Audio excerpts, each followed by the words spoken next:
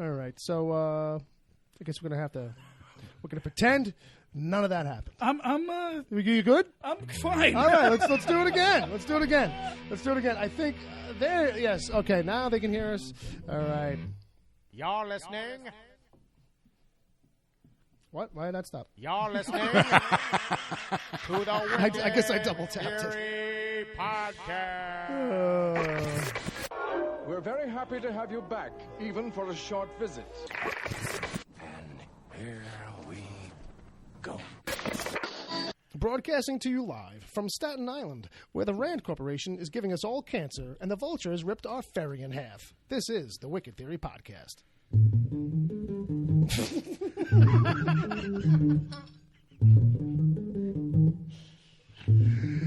You're listening to a podcast. I said the hell with it. Oh, I don't blame you. It was like a glitch in the Matrix. We were talking for 2 minutes, about a minute and a half at least. Oh, hello. Welcome to the train wreck, everybody. Yeah, hey. The only people listening are him. This is episode 99. Yeah. And it just started, just now. Welcome to Dysfunction Junction. Well, I'm glad it was all just opening banter. There wasn't it was nothing banter. important. I mean, we Ed. told every people how Ed's not here because he died, and Right. Dom's not here because he died, Right. and how we couldn't ever again explain exactly the reasons why. How I can substitute the presence of two people. 'Cause Right. Yeah, nobody's exactly. here. Yeah. So, there's that. So sadly, we won't be able to repeat exactly those And reasons. I had Ed eating Dom in the pool. So Did you? Yeah, Okay. I was. And I said that Man of Steel is a good movie. There you go. Yeah, you did. And I kind of agreed. You were giving Ed shit because last week he was. Well, I was actually very entertained. Well, by his... actually, let's. You know what? If I'm going to start the show, let's start this right. Hi, I'm Bill Sweeney. This is the Wicked Theory Podcast. That's Uncle Jay across the table, I'm back. and that's Brother Bob on guitar. Hey, what's up, everybody?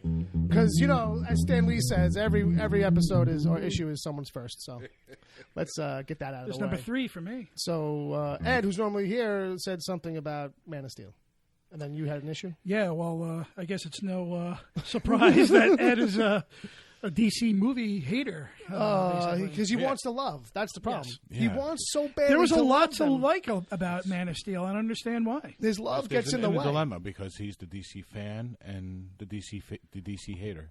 But also the other component you're forgetting, this insane movie file or Philly, depending on where you're from, And like you are. Like I am, and Yeah. I'm a big superhero fan. I'm a big movie fan, and I think that Man of Steel is a very good comic book film. I thought it was a very good Superman film. Don't understand the hate. Yeah, and I was telling you that basically it's better than some of the Superman movies that we have in the history of the Superman franchise. Specifically, The Superman 4 when he's versus Nuclear Man. And with Richard Pryor and Superman 3, right? which probably was the best thing that happened after 2, and it should have just. And even that's kind of, teetering to. Although I'll tell you, as a bad. little kid, when Richard Pryor starts pulling out all the diagrams for the machine, the big Right. machine at the end. Oh, no, on the little bits of paper. And they're all Yeah. different scraps of paper in his pocket. I was like, I can make a machine like that. Right, he was on a- That's all you need is scraps of diagrams in your It pocket. was on a pack of Camels too. The most random stuff. So this is episode 99. You're real good Superman. So coming up, we're gonna do some nerd news. We'll get to some emails near the end. In between this show, we take a little break, and that's where you're gonna find the DC TV report. And that's actually coming from our friend Ed. Ed switched it up this week a little bit. He's got something a little different there going on. See if you can spot it, the regular listeners of the DC TV report. That wraps up and recaps quickly all the DC shows that aired during the previous week. We're trying to make this a real thing. Can you tell? I have a request. I want to do the DC movie report. Oh, gee. Well, that's pretty low bar to set. You don't have. It's not too many a year. No, it's just going to be one You're right. 10-minute conversation. There you go. Of me yelling at Ed. Maybe. Or just trashing the movie really, really bad in front of Yeah. him. Well, here's the thing. Unless he's duct taped, that's not going to be 10 minutes. That's not going to be 10 minutes.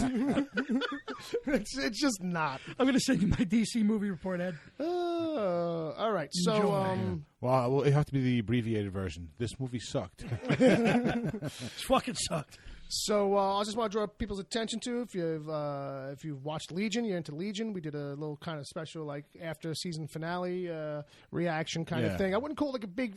It's not a hard recap of the season and all that stuff. We didn't over digest it. It was kind of just reactionary. Us talking about all the stuff that we loved about it, and stuff that you probably hit on too. How long did it end up being, Bill? It wasn't that long. No. It's like I think 40 minutes maybe. Yeah. Yeah. It's pretty much just us kind of spewing and letting it all kind of come out. We didn't really sit there and say, crazy episode show. 7. It goes like this, and this. Episode 8. We didn't get it tied down. It wasn't Ed's Legion report. Right. It wasn't an episode of Preacher vs. Preacher. Anyway. So other than that, I really want to thank Dan Evans for coming on last week. Dan was a guest last week, and I'm sorry to all those who might be expecting it, but I didn't take any sound clips of him doing the Homer Simpson impression. I meant to ask you about that. I keep forgetting. Yeah. Spot on. You really got to get Stupid Palmer in there. Yeah. I think he's got some audio equipment at home. I might just try and get him to do some special request stuff. That would be good. But yeah, when he popped it out, it freaked me out for a second because he did he did that laugh, and I was like, "Where the fuck did that come from?" Because I didn't see it happen. Does he do professional voices? Does he? No, I don't think so. He should. He should. It's really good. But he's a video editor. If Dan Castellaneta is ever sick for one season, they should just call Dan. Yeah. It was good. Actually, you and him could probably trade war stories because he's in video editing too. I don't know if you stuck around for all that conversation because I asked him about his job and he got all kind of into it. No, I actually. Was no, that what? I had to do something. Yeah. But you might want to jump back over to that. I will because of the conversation me and you were having. So here we are, face to face, just a couple of silver spoons. Okay, just thought I'd put that out. Two of a kind. What you two Erin Gray together? was so fucking hot. I don't need to know about it. Okay? So, I don't want to know about your spooning. Erin Gray was hot.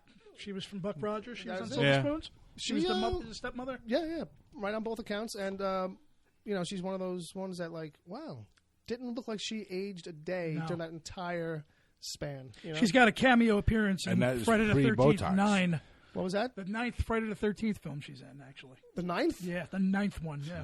It's just weird that you would specifically remember that quickly, that she's... Erin Gray, man. Okay, that's what I thought it was. Exactly. It was more about her than the It was Friday... more about her. Yeah, but after all those Friday the 13th movies, I think I kind of get it. Like, somewhere in the middle, she was in there. Right, that's how I am. Because I know that one of the Corys 6, 7, 8. I don't know. Freddie might have been involved, too. Might have been that one. I'm a pretty big horror fan. I kind of can single them all out. Fair enough. There's not that many. And no. Well, they get pretty bad there for a while. Oh, they're atrocious. After 4, especially after 4.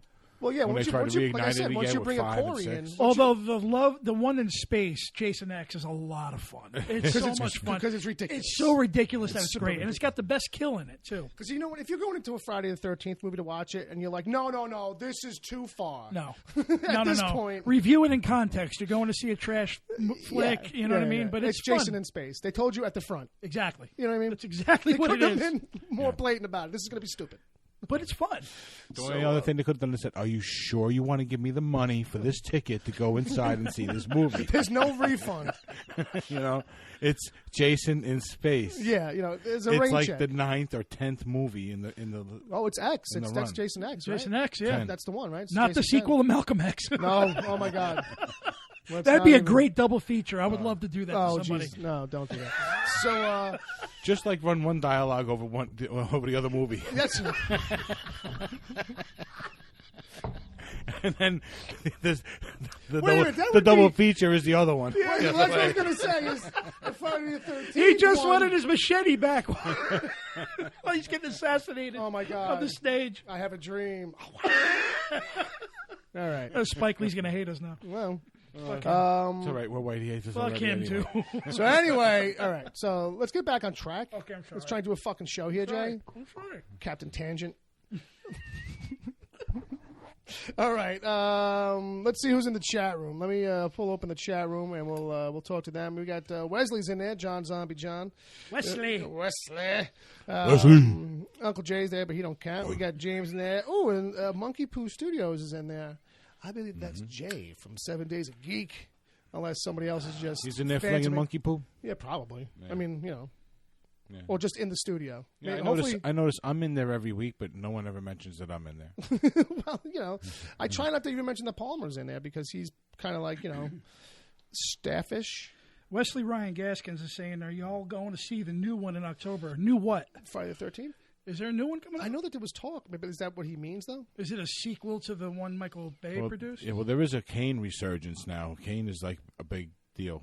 The guy who plays Jason. Oh, what, Kane And- Hodder? Kane Hodder, Kane, yeah. Kane from the WWE. Oh, Kane from WWE. Yeah. Okay, that's a different guy. He plays Jason. He's been doing it forever. Yeah, but well, So, no. but he he's hasn't done it recently, though. Is that the same guy, though? yeah. Yeah, but he hasn't done it since the Jason X, actually. Oh, yeah? okay. Because I know back in the days there was a guy named Kane Hodder. Kane Hodder, he did. And is that Yeah. Kane from WWE's He's real name? No, not Kane. No, That's what I'm that's saying. Kane the wrestler. This is the circumstance of name being similar. No, Kane Hodder that's- did it. I was from- told that Kane from WWE was doing it for a while. he was Voorhees from 7 to 10. If you wanted Because- to get Well, I'll tell you what. That's why, I'll like tell you Kane's what. right. We're not Kane, a horror podcast, so the fact that we don't have this straight is fine.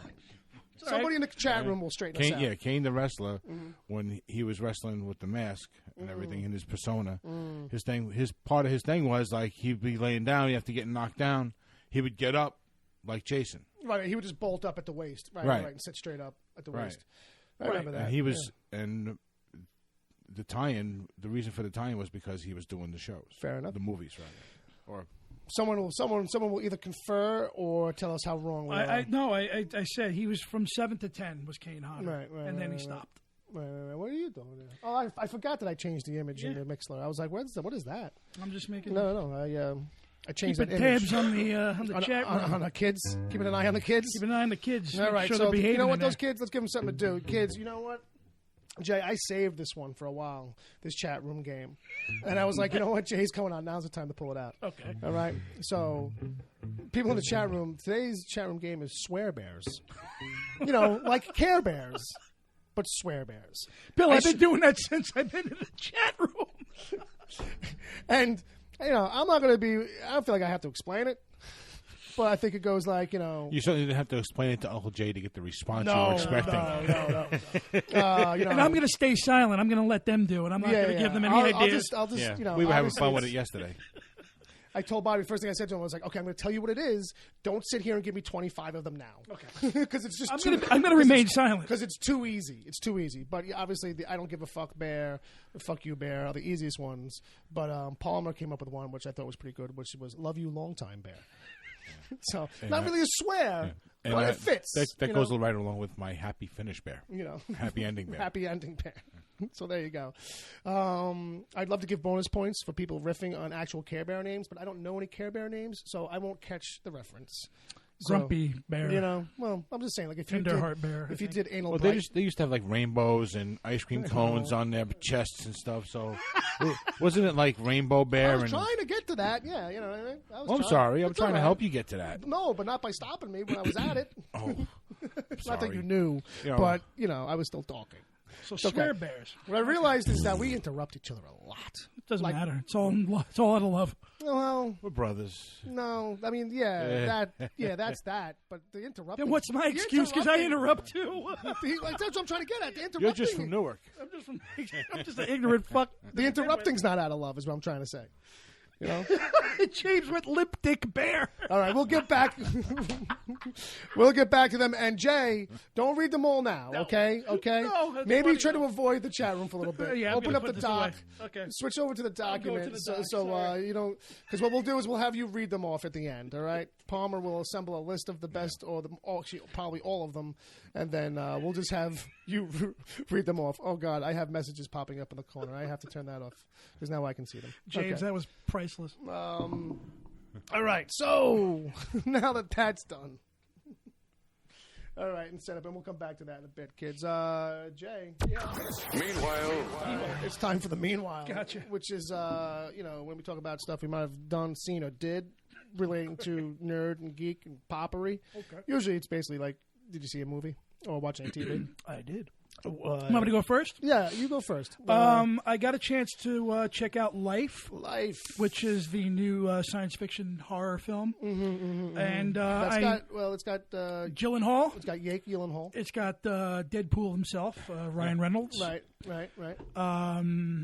And it's basically another rendition of Alien. That's what it feels like. I was going to ask you if it was where in the story in the lineage of the Alien movie. Yeah, I mean, would it fit? Is this like a prequel because you're starting off with a tiny little alien? Well, you know, it's the way I like to put it is if they it's the if Alien was done with NASA involved. If it was just like Earthbound. Yeah, well, it's right outside of Earth. It's at a space station. Right. And they come to grab a satellite with a sample from something from Mars, and it turns into an organism, and you know the rest. It's basically Alien, but I like that kind of a story. You know what I mean? It's almost like back when. Back in the 80s, remember we got the underwater films, Leviathan, Deep Star 6, that whole... but it was always somebody in a fucking compound, and there's an alien running rampant. Right. And so I like that kind of a story. It's been done a million times. It's never been perfected since Alien. Well, no, I think once you do something like that, it's pretty cut and dried. Well, that's what I was going to ask you, because I felt like from the commercial, like, I know everything there is to know about the movie. Right.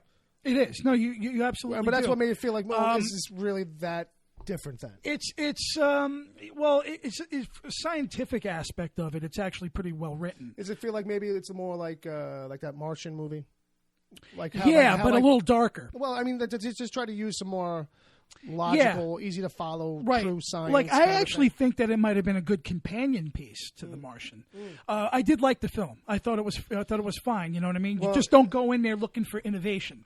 Because I heard that there's an after credit scene where, upon re-entry, the Martian, he crashes into their satellite and saves. I don't want to give anything really away, but there's some twists and involved in it. Well, that's what I was kind of figuring. There has to be at some level, because otherwise it feels too like I've been here, I've seen this before, and that's why I was like, but it's got Jake Gyllenhaal in it for some cookie cutter type thing, right? And Ryan Rebar, like that's not gonna, you know what I mean? Well, it's well acted, it's well done, right? You know what I mean? It's another version of Alien, probably a little bit more quicker paced, but interesting, and I was not bored, not one moment. You know what I mean? This is just another rendition of Alien, so.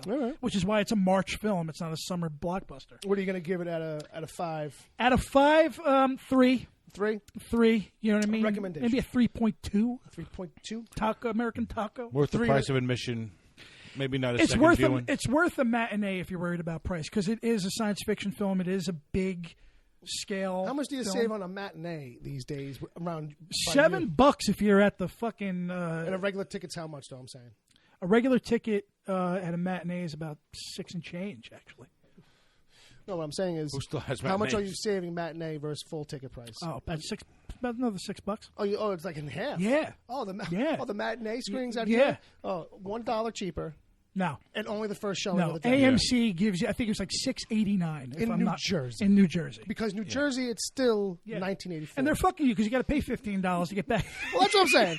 Back into New York. I try to make this worth your trip, worth your toll. You know what I mean? No, it's good. Yeah. Okay. Well, good. It's good. It's worth it if you're a sci-fi fan. By all means, go.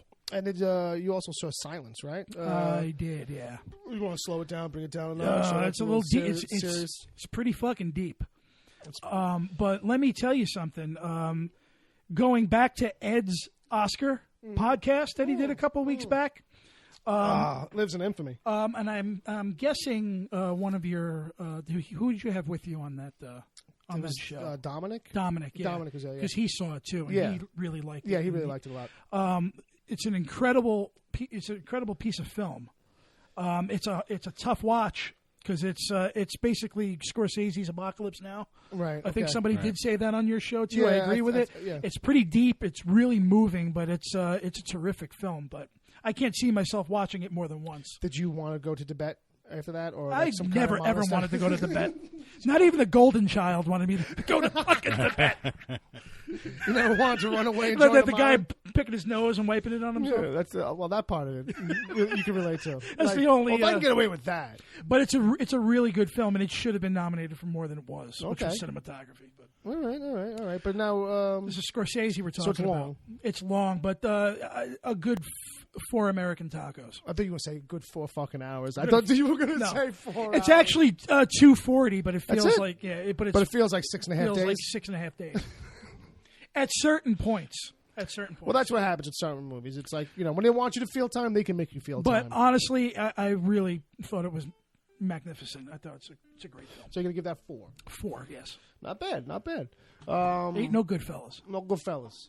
No. So I got a couple of comics in the meanwhile.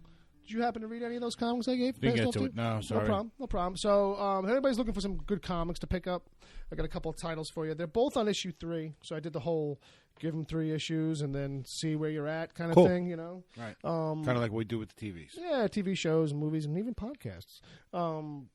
So God Country, I think Donnie Cates is the writer on that. And then, no, I probably have him backwards. He could be fucking writer on both of them. I don't have him in front of me.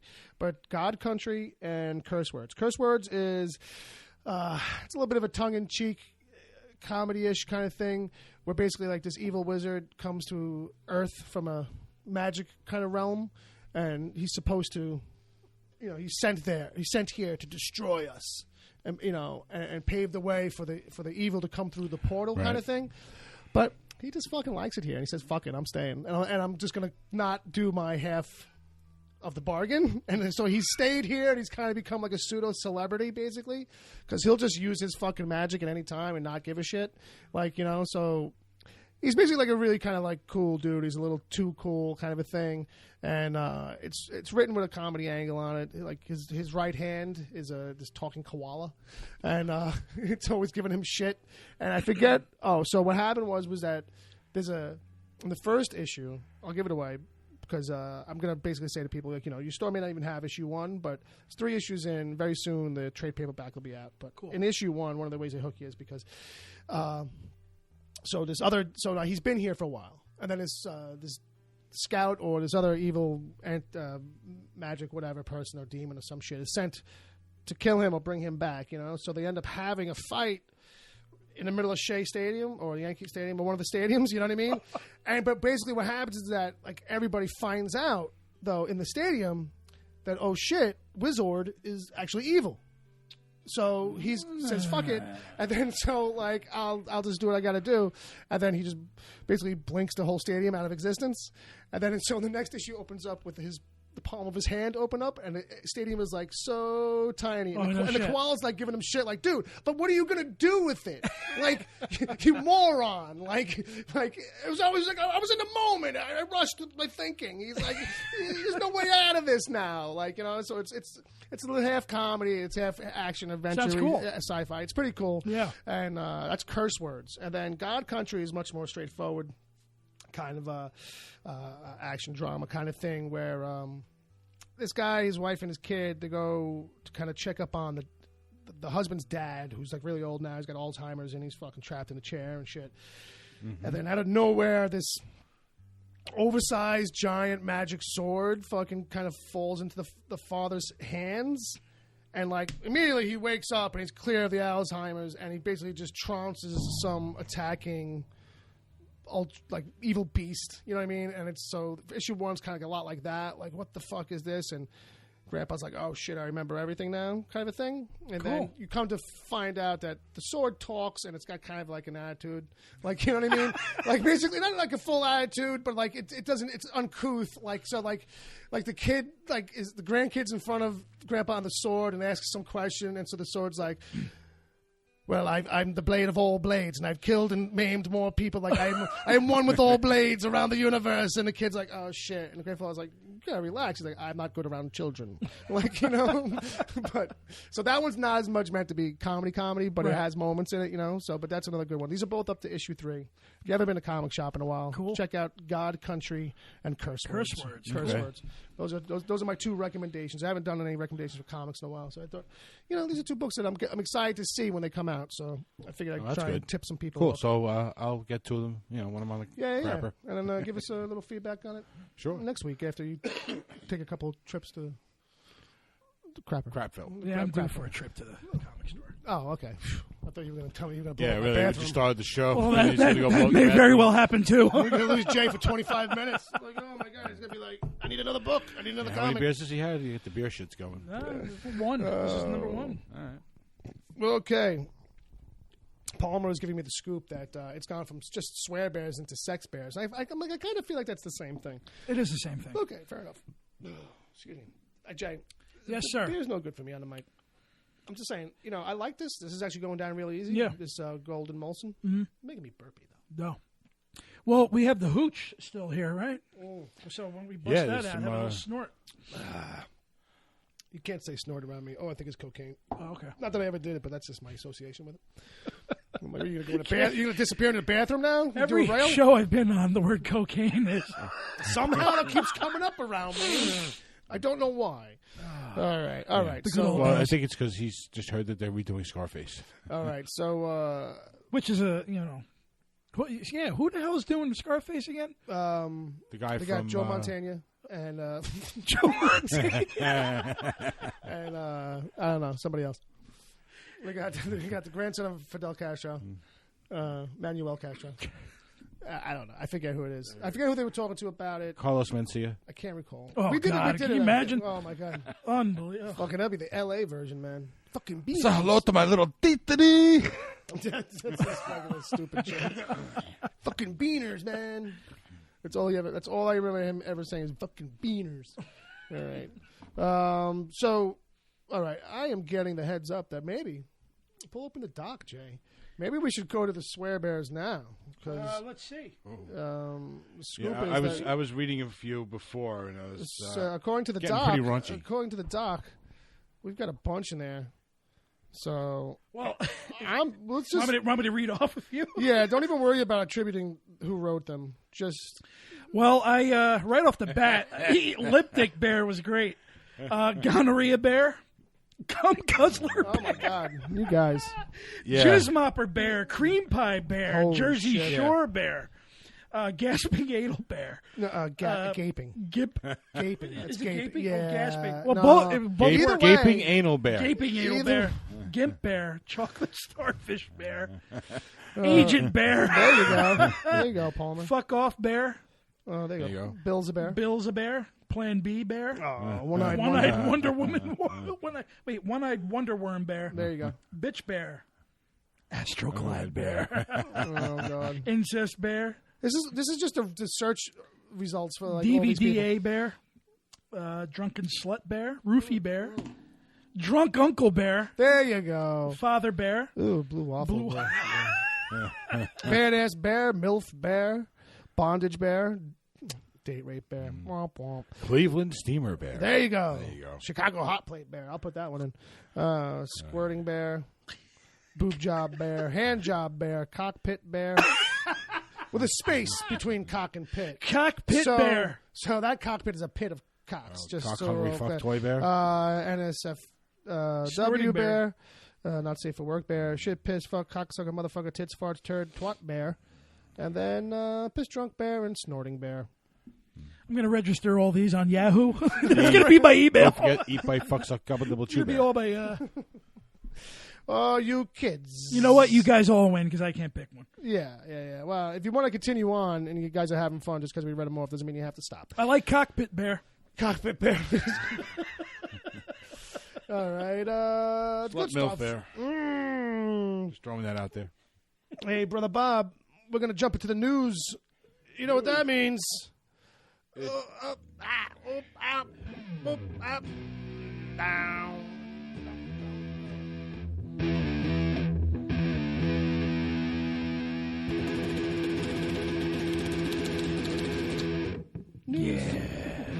Milk-Fed Blues. Is that it can't be the name of every song. That is the name of every song. Is that how we get around the copyrights? Yeah. So I just like a heads up to people if they're interested, in case they didn't see it. If you look at, speaking of comics, because we were talking about comics before, IDW has put their publishing library is now available on Xbox One, and they've got a bunch of free books available. And so, they're so all. you look for was it the IDW app?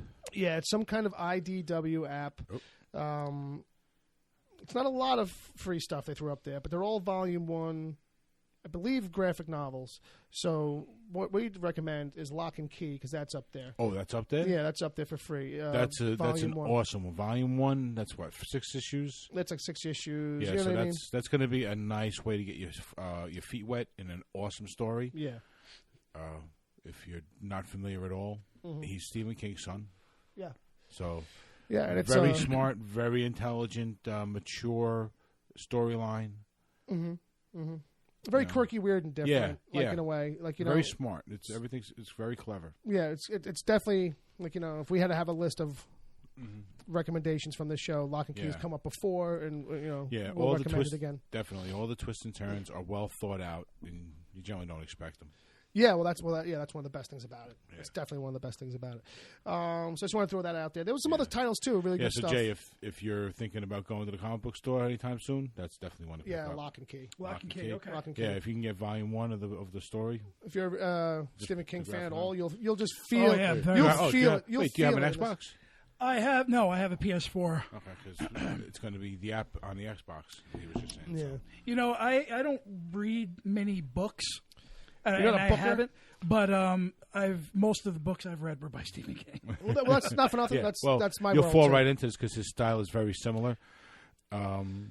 It's one of these things where if you get Volume 1 and bring it with you on the crapper, you're going to read through the whole thing before you're done. Before you wipe. Your legs might fall asleep. You might have been done crapping for a while, and you just stayed there to keep reading. Yeah, it's one of those. So, also in the news, just because I thought it was a funny thing, but Iron Fist is Netflix's most binged premiere ever. But I think that kind of makes sense because it was such a crappily reviewed show beforehand. After having such highly reviewed shows, 3 of them in a row, there's a curiosity factor. Yeah, there's absolutely and. Plus, everyone who wants to complain about something now has to go see this, so they have something to complain about. I actually agreed with you guys on as you should. As one of your shows, you said that it was basically rushed out. That's how it feels. You know what I mean? And and I think that's what's going on. I think they're rushing these out and they're not taking their fucking. Well, at least time. with this one, you can feel it. The other ones have it at the seams, but this has got it through and through. Yeah.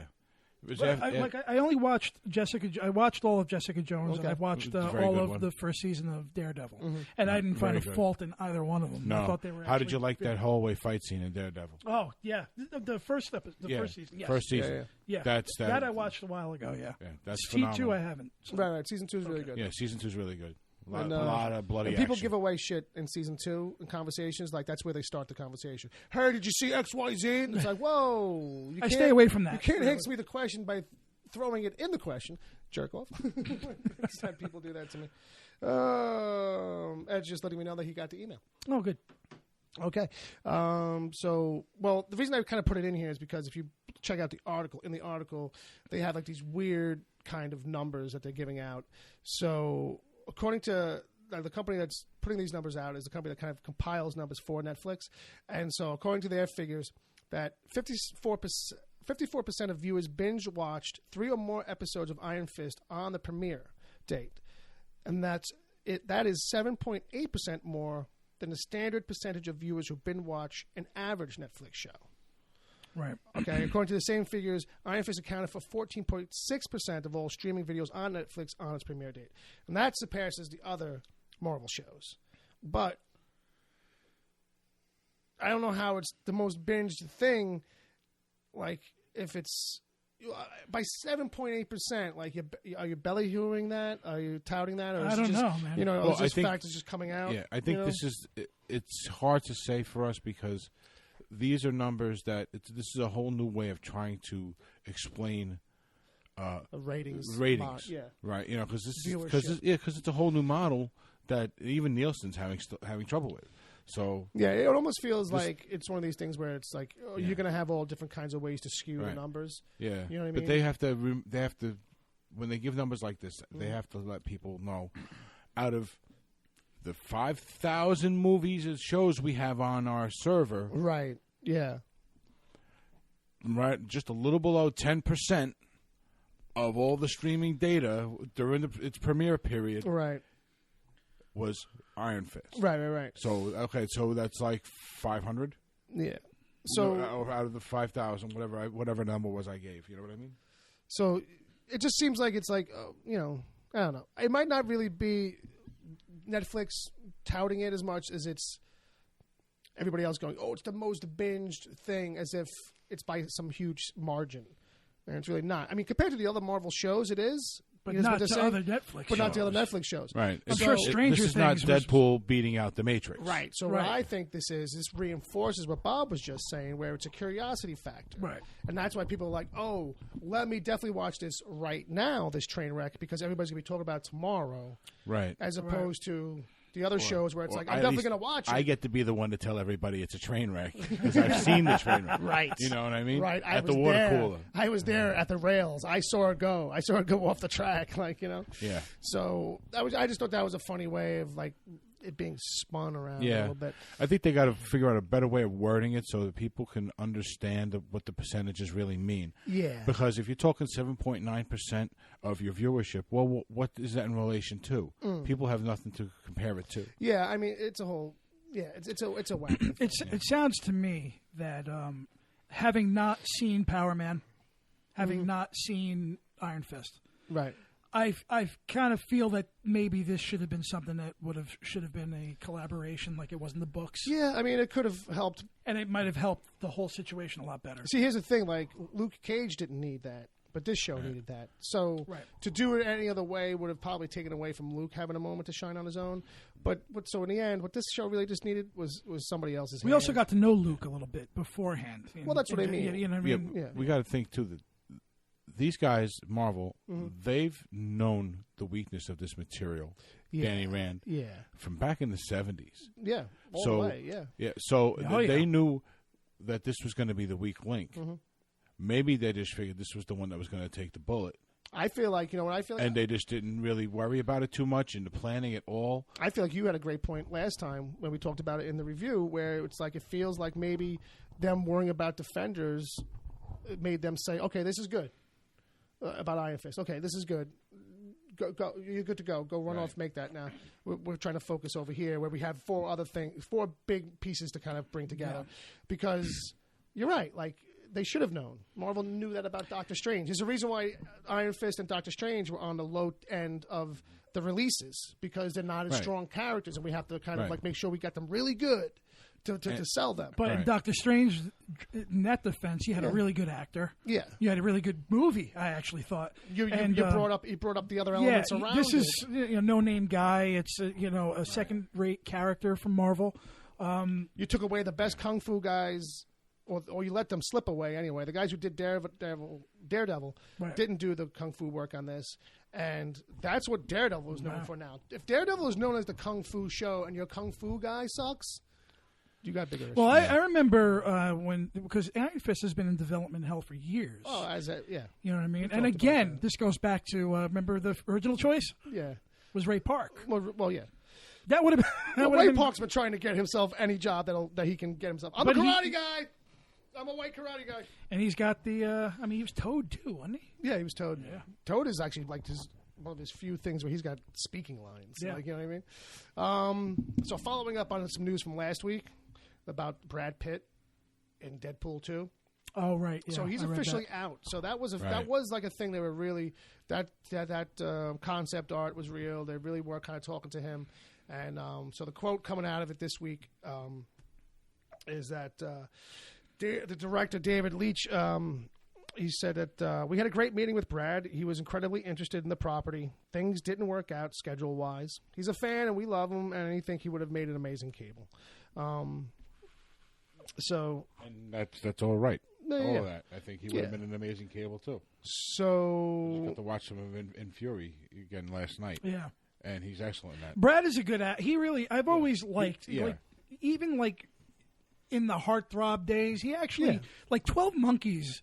He's phenomenal in that. Well, what was good about him during his Heartthrob Absolutely. days? Yeah, Was that he wasn't in Heartthrob projects. No, you know what I mean? except for Thelma and Louise, which is when you first think Yeah, Thelma and Louise. What was that one with the cowboy one? Oh God, Legends of the Fall. that's a good movie though. That was his breakout movie. But that wasn't even though it was like a heartthrob role. It wasn't a heartthrob film. I don't think. No, not really. I still think he hasn't topped his performance in True Romance. I still say sleeping on the couch with a honey bear for a bong and being like, what? I don't know. Like, yeah. And then fucking Tony Soprano comes in. Where's your friends? Where'd all your friends go? Where's Christopher? Where's my nephew Christopher? Where's the fucking man of good? Come. Where's the fucking man of good? Yeah, right. That's James Gandolfini. I'm trying to eat my fucking food. Rest in peace there, Mr. James Gandolfini. Where's the gabagool? Where's the gabagool? I'm glad you said it that way. There was never any gabagool in the fridge, right? Whatever. I'm glad you said it that way, not copy cola. There's no gabagool. Where's the gabagool? Where's the gabagool? These fucking ducks. They're always in my fucking pool. Who lets them in your fucking yard? It's the only reason why you're alive. I knew it was going to be. You know, people eat ducks. Why don't you just shoot them and eat them? I miss Jane. I really do, man. Yeah, it's a shame. I really. That's do. a shame. It is a shame. I thought he only got to do that one real that stupid movie with Robin Redford, the prison movie. I mean, it was all right. No, but he got to do some other stuff. And it's funny because I never saw his very last film, The Drop. Yeah, I didn't see that either. I want to see it. Tom Hardy is in that. Yeah, it looked good. It looked good. Maybe I'll go through that. Yeah, maybe. So anyway, back to this. So the film, Cable. Sorry, I'm talking. Oddly enough, Deadpool and Cable. The film's writer, Rhett Reese, also said recently that the relationship between Cable and Deadpool is in a specific way. Ryan plays Deadpool with a hint of femininity. And I think that can be funny opposite of Cable, who's uber masculine. That'll come into casting and performance and the character design and as well wardrobe and things like that. I think we'll definitely play into that, which I thought was a little weird. But I wouldn't say femininity as much as just like his complete aloofness. Yeah, he's not afraid to do that thing where he does with his hands on his cheek. Yeah. I guess that kind of thing. I guess there's you know what I mean? Yeah. So the physical femininity. Yeah, there's some of that with him. He's not afraid to show off his butt cheeks, obviously. We saw that in the trailer. Yeah, that's true. Right? That's true. There is a certain unabashedness to him. Yeah, that fits in that. If we think like that, I think we're okay with what they're saying. You know what I mean? We got to remember, this is going to be a funny movie because Ryan Reynolds does have a pretty off-kilter sense of humor. Oh, absolutely. And this is still his baby. Yeah. So this is going to feel like Deadpool with more explosions going on around behind him. Like if you thought Colossus was the uncomfortable straight man, like wait till Cable. No, but Negasonic Teenage Warhead was she stole the show every time she opened her mouth. Yeah. Well, yeah. Who's your Cable pick if you had your way? Fucking Bob. You know what? Yeah. I can do it. Yeah. I'm old enough, right? He's getting frosty in the hair right now. Huh? You look good with one. Give me a trainer. Give me 6 months with a trainer and a cook. 6 months. Yeah, 6 months. Let's go 7. 6 months. No, I'm only fucking. Really? Seriously? I was unemployed for 6 months. I lost 50 your pounds. Way. I could lose 50 more in 6 months with a trainer. That's true. You'd be surprised what you can do when someone's like, "We'll give you a couple million." Yeah, you'd be surprised. And you don't have to go to a job every day. Yeah, right. Exactly. You know get what I all mean? the time and the money as motivator. Yeah, the sky is yours. No problem. If I didn't have to do anything with like heights or anything like that, I'd be like, listen, I could do this crap all day too. You know what I mean? If I didn't have to go and be like Tom, what's his name, Cruise, right? Where I got to jump off a mile-high building every once in a while, just to I'll feel alive. I can do that. I'll do that. But I couldn't pick a Cable right now. Because it's like I couldn't have picked Brad Pitt in the back of my head until someone said it, and I saw an image of what that would Drew look Carey. Like. See, you might as well say Drew Carey to me or Brother Bob. It's just like. Who stands out? It's like Stephen Lang, and that's the thing that was like that was floating around for a little while. Yeah, I'm actually liking the idea of Drew Carey right now. Well, these days he's been playing a straight guy for years now on The Price is Right. He is a jarhead. He is a jarhead. I think he served in the Marines or some type of military service. He's already got the white crew cut. Yeah, that's what I mean. His hair's already turning. He's square-headed. My pick is a little cliched, but I can see it as Mel Gibson. Yeah. Will Sasso. And you know when I actually thought of it? When I watched Bloodfather. When he shaves and he comes after, I'm like, you know what? I can see him. I can see it happening, and he'd be able to treat it with a great performance, and he can definitely. You know who's got the look? Rival with Ryan. You know who's actually got the look is Kurt Russell. I don't know. He might come off too, like, I'm used to seeing him play tongue in cheek, so he may not sell the super serious to me because I feel there's a playfulness with him, no matter what. Like, you know what I mean? He's been doing that since the Disney days. Yeah, since Big Trouble in Little China, he's been walking that line a little bit. But there was a couple of movies where he doesn't. Oh no! Yeah. I remember. He's got chops. Gravitas. He is phenomenal. Yeah, he's got chops. He's done some serious roles. I think so. Even Dark Blue when he's the cop in the L.A. riots. If you say so. Great fucking movie, man. If you say so. He's a bad guy. What I say is true, always. Yeah, he's a bad cop. He's not a hero in it either. No, he's fucking probably shitty as shit. So also this week, Joss Whedon's going to do a Batgirl movie. Why? Well, because I'm not sure. Well, here's the thing: I'm not sure where it came from. Like if it was him or the studio that broached the idea. Vanessa Hudgens is going to be Batgirl. I didn't think so until just now, but I'm down for it. Let me chime in on that for a second. The reason why who would be Batgirl? Well, there's a lot of names floating, and the sad thing is that there's a lot of them. I don't know that lady. I don't know that young lady. The reason why it feels like a step down is because he's handled the biggest fucking franchise. Yeah, but why not? Maybe that's what's needed because he more often he's on. Well, here's the thing with him: he's like a creative control guy. So even with this, he wants to write, produce, and direct.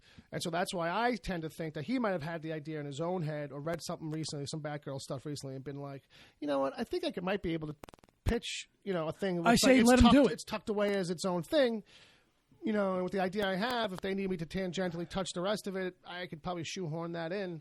But, he wants to probably write, produce, and direct it because he wants it to be I think he should. Baby. Yeah. I mean, who the fuck cares? Let the guy. I ain't got no bones about it. That's for sure. I'm sure he has nothing to lose as far as head's involved. I'm sure. Isn't that what he was doing on Buffy back in the day? He was pretty much in control. Oh yeah, that was his whole thing. If he could do it on a weekly basis for an hour-long show, I think he could handle a year or 2 years working on a movie. Yeah. Well, that's never the question. I don't think with him. I think if anything, for some people, it becomes a thing about not so much anything he brings to the table, just what this ends up being as a Batgirl story. Because that's what the fans are like. Because the fans are freaking out. Like, well, where does this fit in the continuity? How much of the Batgirl, classic versus the Batgirl right now? Or, which iteration and stuff. So, supposedly, though, they're going to go with the fairly more recent stuff that Gail Simone has written, and it's going to kind of launch off of her storylines. At the very least, that's going to be a basis for it. So I haven't read any of that. I'm not familiar with it. Right. If Ed was here, he could probably scoop us a little bit. Yeah. But you basically got to write a Hit Girl movie. Well, or basically Hit Girl was a Batgirl movie. Right, that's what I'm saying. Right? Yeah, well, didn't I just say that? No, you said it the other way. So I tried to point out that Hit Girl was already a Batgirl movie. You know what I mean? But the thing is that, at the very least, Hit Girl's really young. And I think with this, right, the question is it going to be before or after? Because in the comics, in a Killing Joke, Batman, Joker shoots her and puts her in the wheelchair. Right. And now, currently in the comics, the Batgirl, the version of Batgirl, she's gotten out of the wheelchair. That all happened, and she's back, to fighting crime at night and shit. So the question is kind of that's the nerd question. It's where's this going to fall as far as that goes? Right. Well, I think you just set him up for it right there. Start off with her in the wheelchair, tell her backstory for being in the wheelchair, and then, take it from there. She gets the tech, to do it, to get out of the wheelchair, and that just happens to make her a little more agile than the average person. Well, sure. I'm sure it's some Wayne Tech shit. Yeah, and in the third act, it's going to go glitchy. And now she wants to get back at the people who put her in the wheelchair. You know it's going to happen in the third act, Jay. Well, you know what and you got a pisses me Batgirl off? origin movie. It can be still a little gritty and fit in the universe. Yeah, sure. And you're done. There you go. There you go. One of the Bob's things that done. pisses me off about DC is Send the checks to our address. Okay. I don't like the fact him that out to there's two different universes going on, the movie world and the TV. Oh, you're just going to have to get used to it. Yeah, baby. I know. I mean, I don't know how Ed feels about it. I mean, I don't know Yeah. if he likes that because I there's think- a lot of great things about some of the shows. I've seen a few here and Yeah. there. I'm not a follower of them, but Yeah. I'm like, well, why can't they mesh this into the movies? You know, that would be great. But I feel like the TV show right now, like Legends, at least, like I think they want to use that. Some people, I wonder if some people at the studio are like, oh, okay, now that they've gotten cooler about it, because they wouldn't let the shows do certain things. Yeah. Oh, maybe we could like kind of like test out things and see if you know. you got two Flashes going on now. Well, you yeah, got, you know what I mean. But I feel like with some of these other secondary characters, like Legends of Tomorrow is about second and third stringers, and like you know what I mean, that kind of thing. It's like, okay, well, let's see what this looks like on a screen. Go ahead, put it on the TV. Let's see what that looks like. Okay, we're not doing that in the movies. That's stupid. Right. You know what I mean? But I mean, you just kind of learn to deal with it, I guess. You balance Well, it. I don't watch the TV, so that's how I get by. Well, there's that. And if you you're go. gonna dig into it, you know, first few Yeah, I seasons of don't, Arrow and the first few seasons of Flash, and then I'm not on board the DC hate train for the movies. I actually, No. just learned to like. Look, I got a Suicide Squad movie. I'd never thought in a million years I'd ever fucking see that. Right. There's a certain amount you have to just appreciate that too. Yeah, exactly. It's like a big budget Right. DC fucking movie. Can you imagine that? That is a good When message you were to a send to kid? fanboys too. It's like, hey, I you're didn't getting a mind movie, it. so I enjoy that. I Enjoy didn't for mind that. it. Yeah, it's like how I was feeling about the Preacher show. I was losing sight of that. Yeah, Like, we it all- was we so all did different on than that what I one. expected that we were all getting really kind of worked up and bent out about it. Yeah. You know what I mean? And then it eventually came to a point where like we came full circle where it's like you just have to appreciate the fact that we're going to get the show we want. Right. We know that that's coming. Right.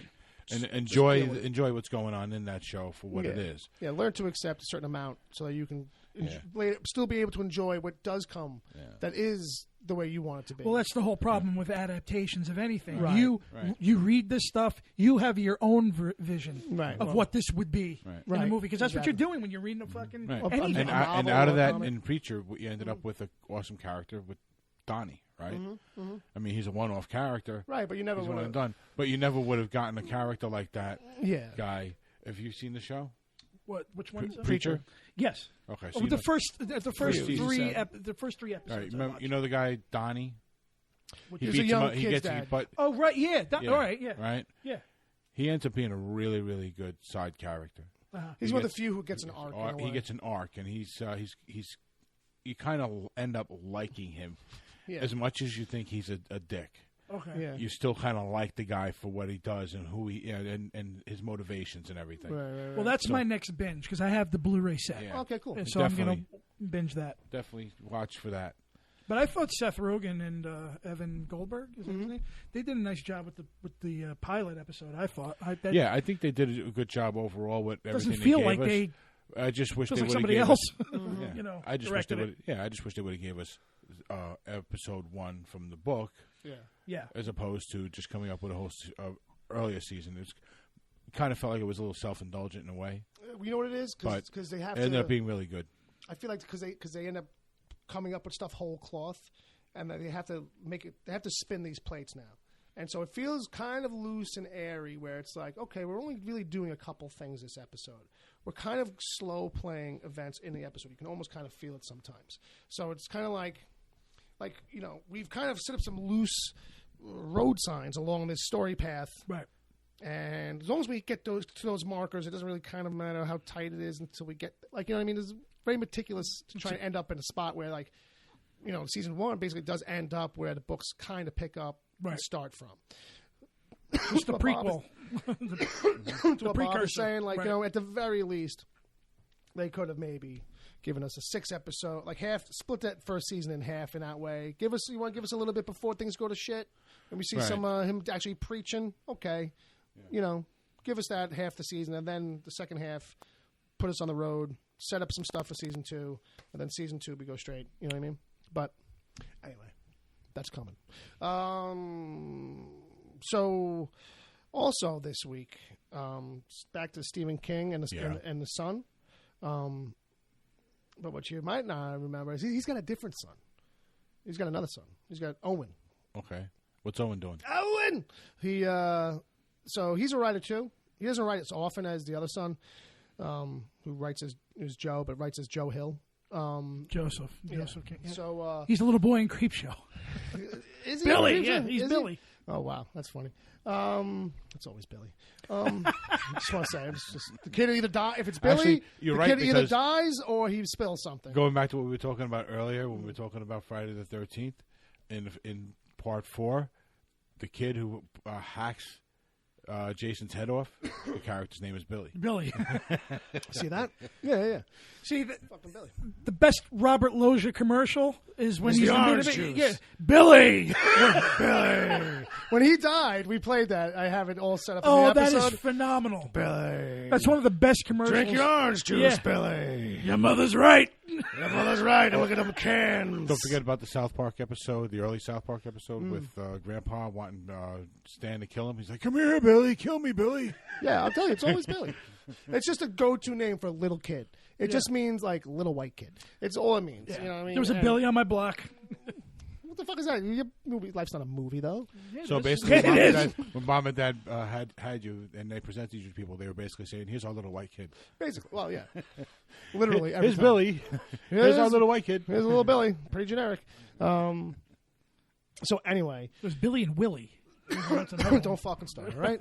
Don't you fucking start your bullshit. That sensitive area. A little bit. No. So anyway, back to the news. So Stephen King and Owen are actually working together on a book. They have a book coming out together. I believe hits some shelves in September, and it's called Sleeping Beauties. And I'm going to give you a real quick rundown here. The book is set in a small Appalachian town in the near future, centers on an intriguing phenomenon happening to women when they sleep. According to the official summary, as they slumber, women, quote, become shrouded in a cocoon-like gauze. If they are awakened, if the gauze wrapping their bodies is disturbed or violated, the women become feral and spectacularly violent. And when they sleep, they go to another place. And the men left behind, they become increasingly primal. When one woman, Evie, appears to be unaffected by the sleep cocoon, it remains to be seen whether she's an evil being, a medical anomaly, or perhaps something else entirely. So I thought that was pretty cool. Interesting. And there's a real brief excerpt. Would you like me to read it to you? Go ahead. I'm all ears.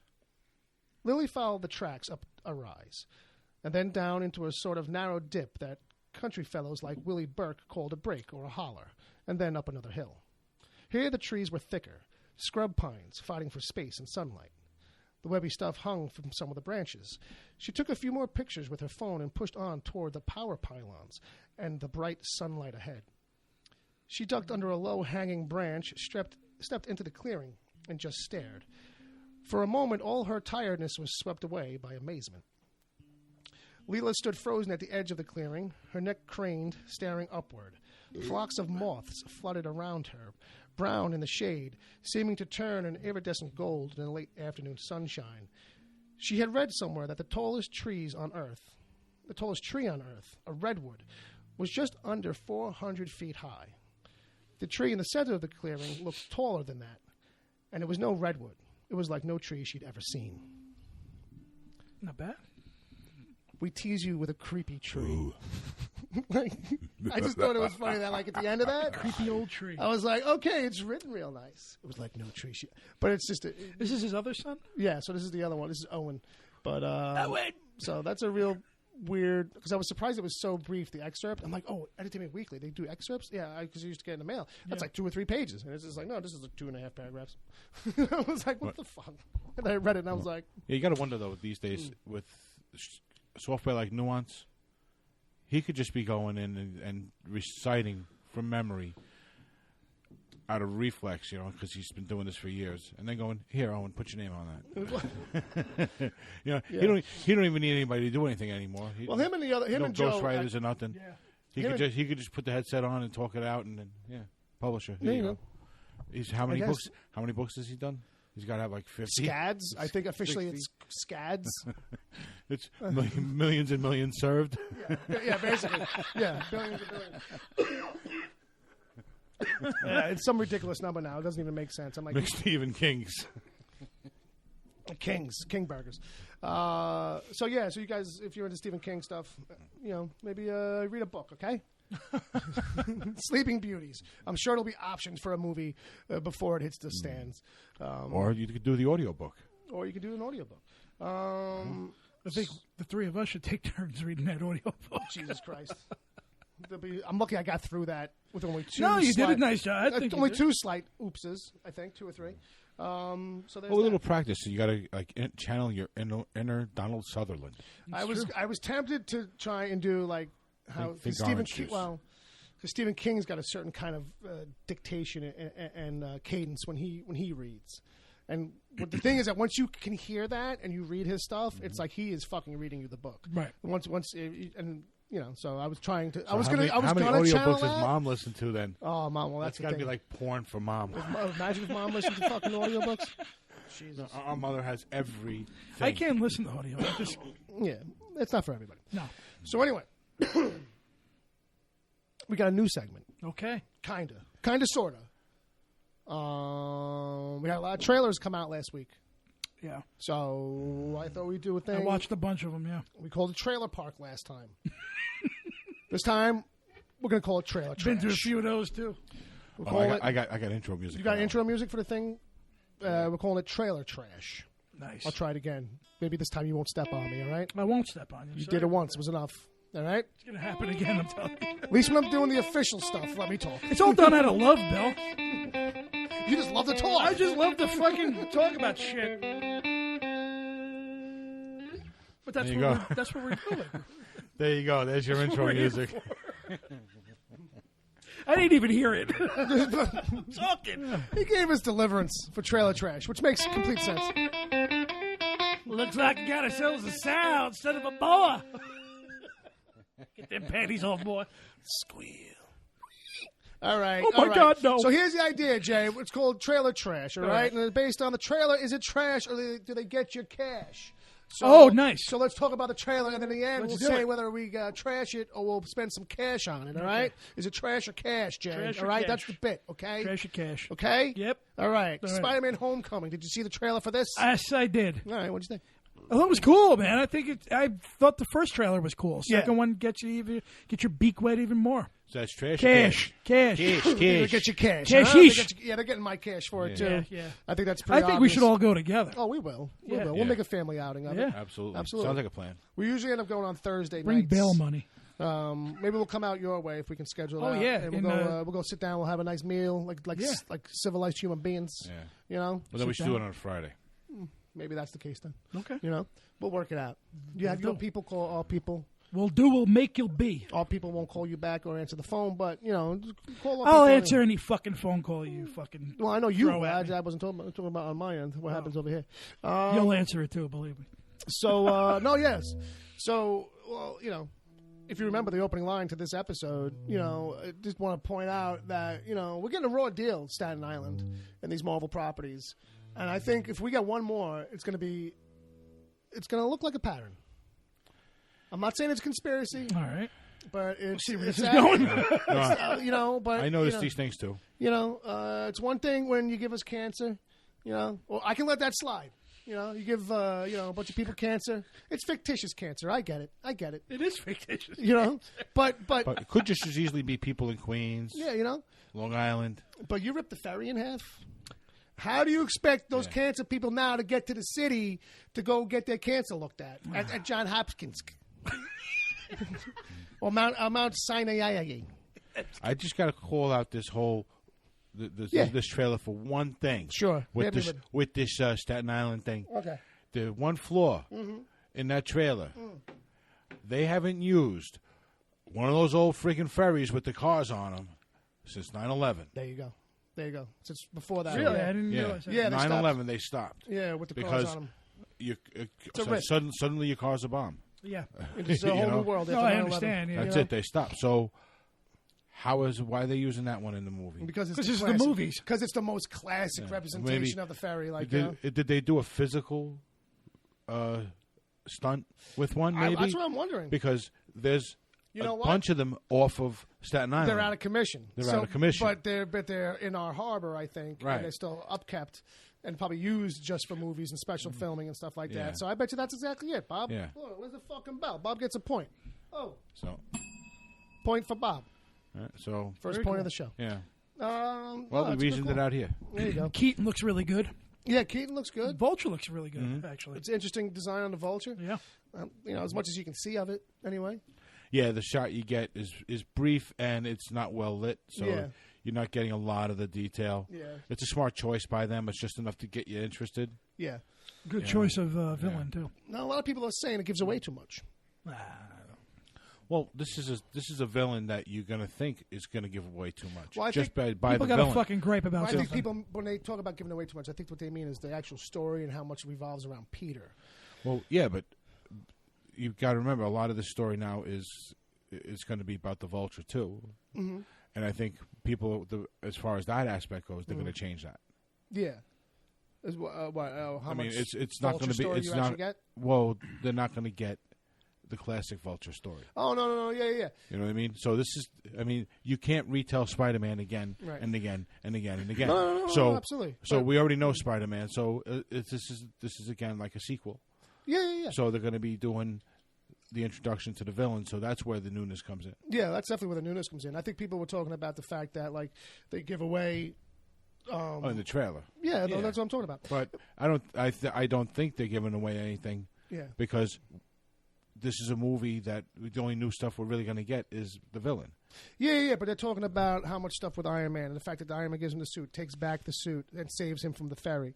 Like, these kinds of things. I thought one issue I did have was showing us that Iron Man helps him save the ferry. Right. But you kind of need to see that. Okay. Not that you really need to see it, but I understand why they have it in there so that when he yells at him and takes back the suit, like he feels like he has a reason. Right.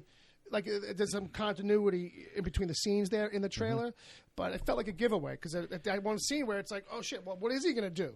And then it's like, well, nothing. Actually, Iron Man comes and saves his ass.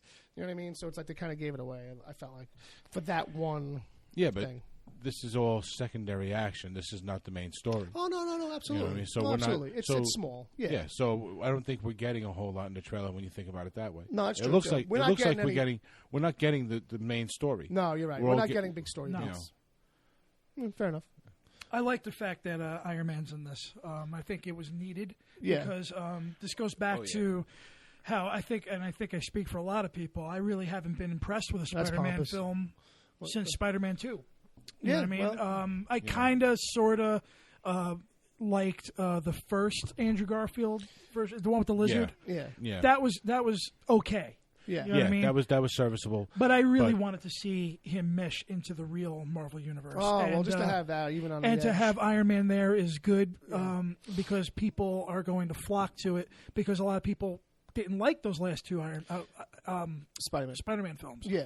And they're going to say, oh, what are we going to do this again? No, but here's Robert Downey Jr. Yeah. Here's Michael Keaton. Yeah. You know what I mean? This looks pretty decent. And introducing him into Captain America Civil War was a phenomenal move. Right. Because he was one of the cool elements. Yeah. Spider-Man side. Yeah. So I think it's just going to be a continuation of that. It's going to be... I think it's going to be pretty balls out. Probably the best since I think a lot Spider-Man of things, too... Like a lot of these knee-jerk reactions to trailers, like people automatically suspect they know where. Well, don't get is. me started because people have the fucking hate, and I can't take it. Just look at the trailer. And you don't want to go don't see have it, the go. whole story. Yeah. Because you know what? I'm going to give you an example of what they're saying now, and I'm going to pull back a proof of why that's stupid. So some people are like, oh, okay, it's Iron Man, Avengers Tower, Avengers. Okay, this movie's going to be swimming in Marvel stuff, to help Spider-Man along? And I'm like, you know what? You should probably slow down that because these are the same people that when the first trailer came out and you could see Spider-Man in the jogging outfit and the homemade suit, they immediately started conspiracy theorying or story writing that, oh, he must be in that costume because there's a scene that takes place before Civil War and then XYZ, and that's why he's wearing that. And meanwhile, we know that it's because Tony takes the suit away.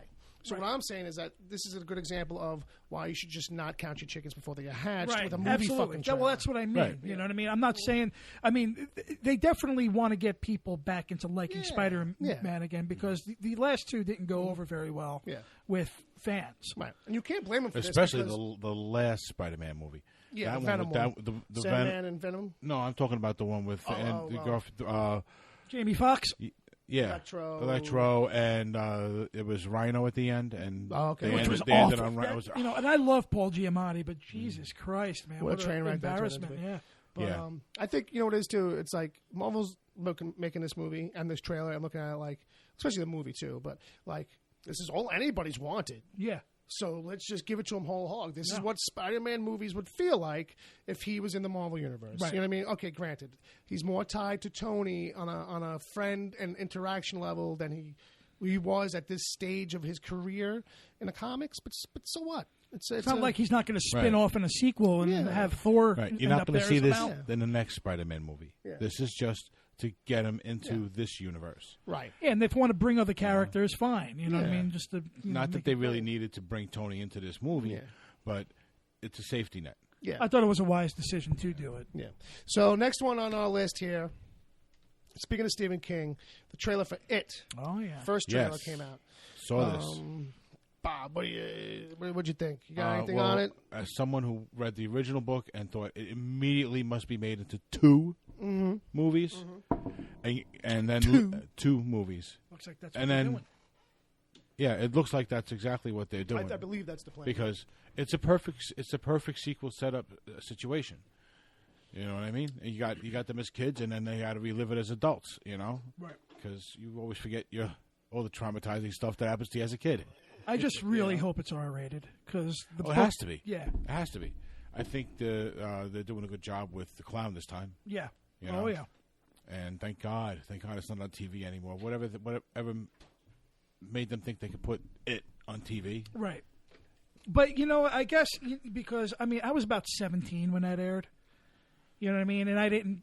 I took whatever I can get at that point because at that point, I had read the book. It wasn't bad. Right. It just wasn't very good. Well, Tim Curry's the reason why you watch that. Oh yeah, that and the opening part of the story, like with them as kids. Right. Yeah, that's good. That's good. It's when they become adults, then it all kind of falls apart because you have John Ritter and Harry and what's his name? What's his name? Harry Anderson. Harry Anderson. What's his name? O'Toole, Venus Flytrap, Tim Reed. Yeah, it's just it's a who's who of comedy guys kind of being actors, which is not that I thought about it then, but that's. In a horror movie.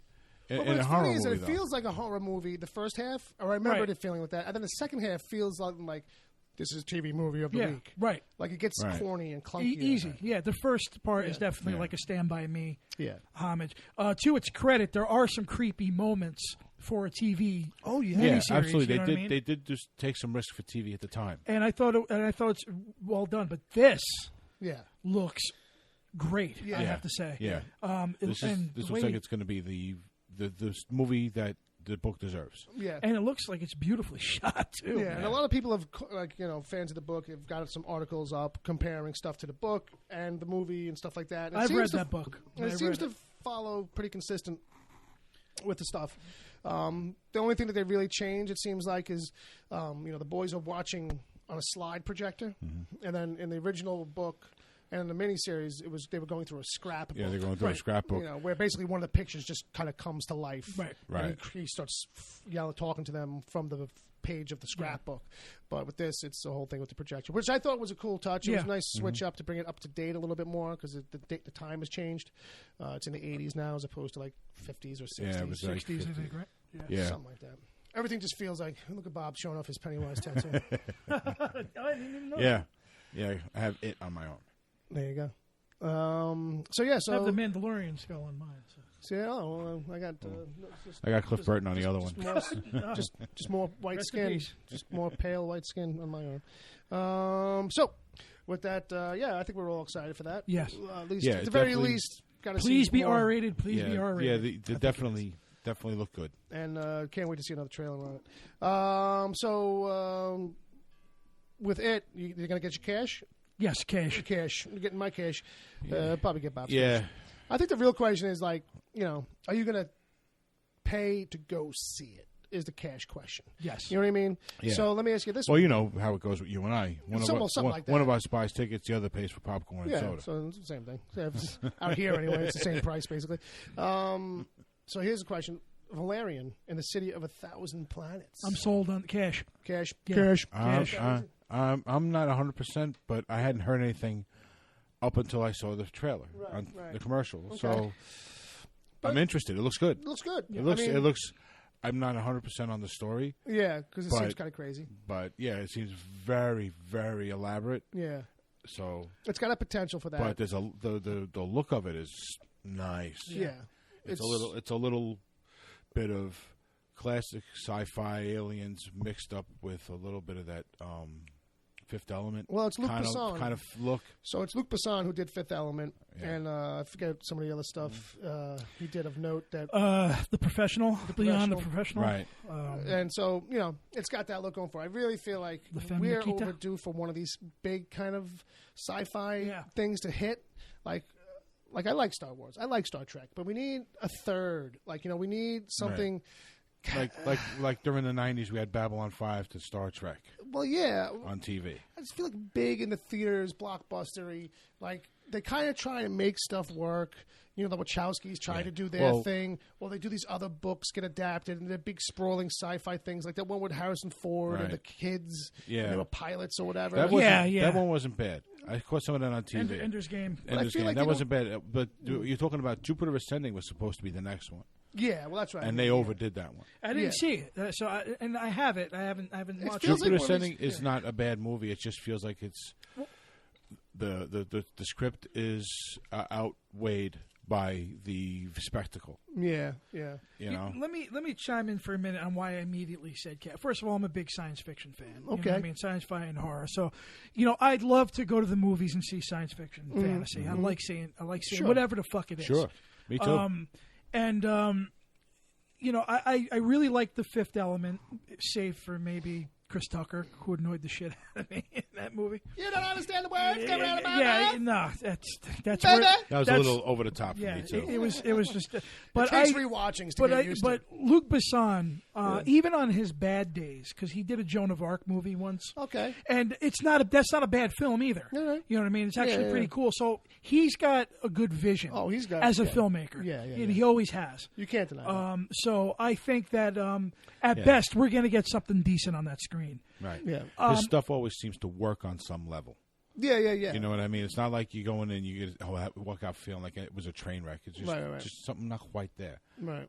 This is a thing where to get to that level. Right. But going back to the pet peeves is like I go back onto the net and I see a lot of people just smashing the shit out of it. Yeah. And again, come on. Come the fuck on, man. And briefly, just on a side note, I went to see The Great Wall with Matt Damon. It was I'm a aware. dragon. I'm aware. And I'm you all know how everybody. Trying not to judge you right now. No, don't. It's a good movie. It's fun. It's a lot of fun. Believe me. Hey, look. Here's the thing. You know what? It doesn't deserve the panic it got. A lot. Well, they're of trying to do for the Great Wall what the Disney did to Pirates of the Caribbean. Yeah, but the thing is this: the director they got is a well-respected Japanese director, Zhang Miyu, I think. This movie is all about markets. It's not about. It is, America. but if you just take that out of your mind a minute and go and watch a good Saturday matinee movie about dragons and a fucking couple of warriors and stuff like that, you're gonna have a good fucking time. And I'll stand by my review of that. I think it's a good movie. I think it's fun. Hey, look, there's a lot worse out there. A lot worse. Almost every single we story. do go see movies a lot of times with preconceptions, and sometimes like Bill just told me, he's like, "Oh, I'm trying to forget about it." No, go see it. Wait for the Blu-ray, but you'll be glad you did. I think you'll like it.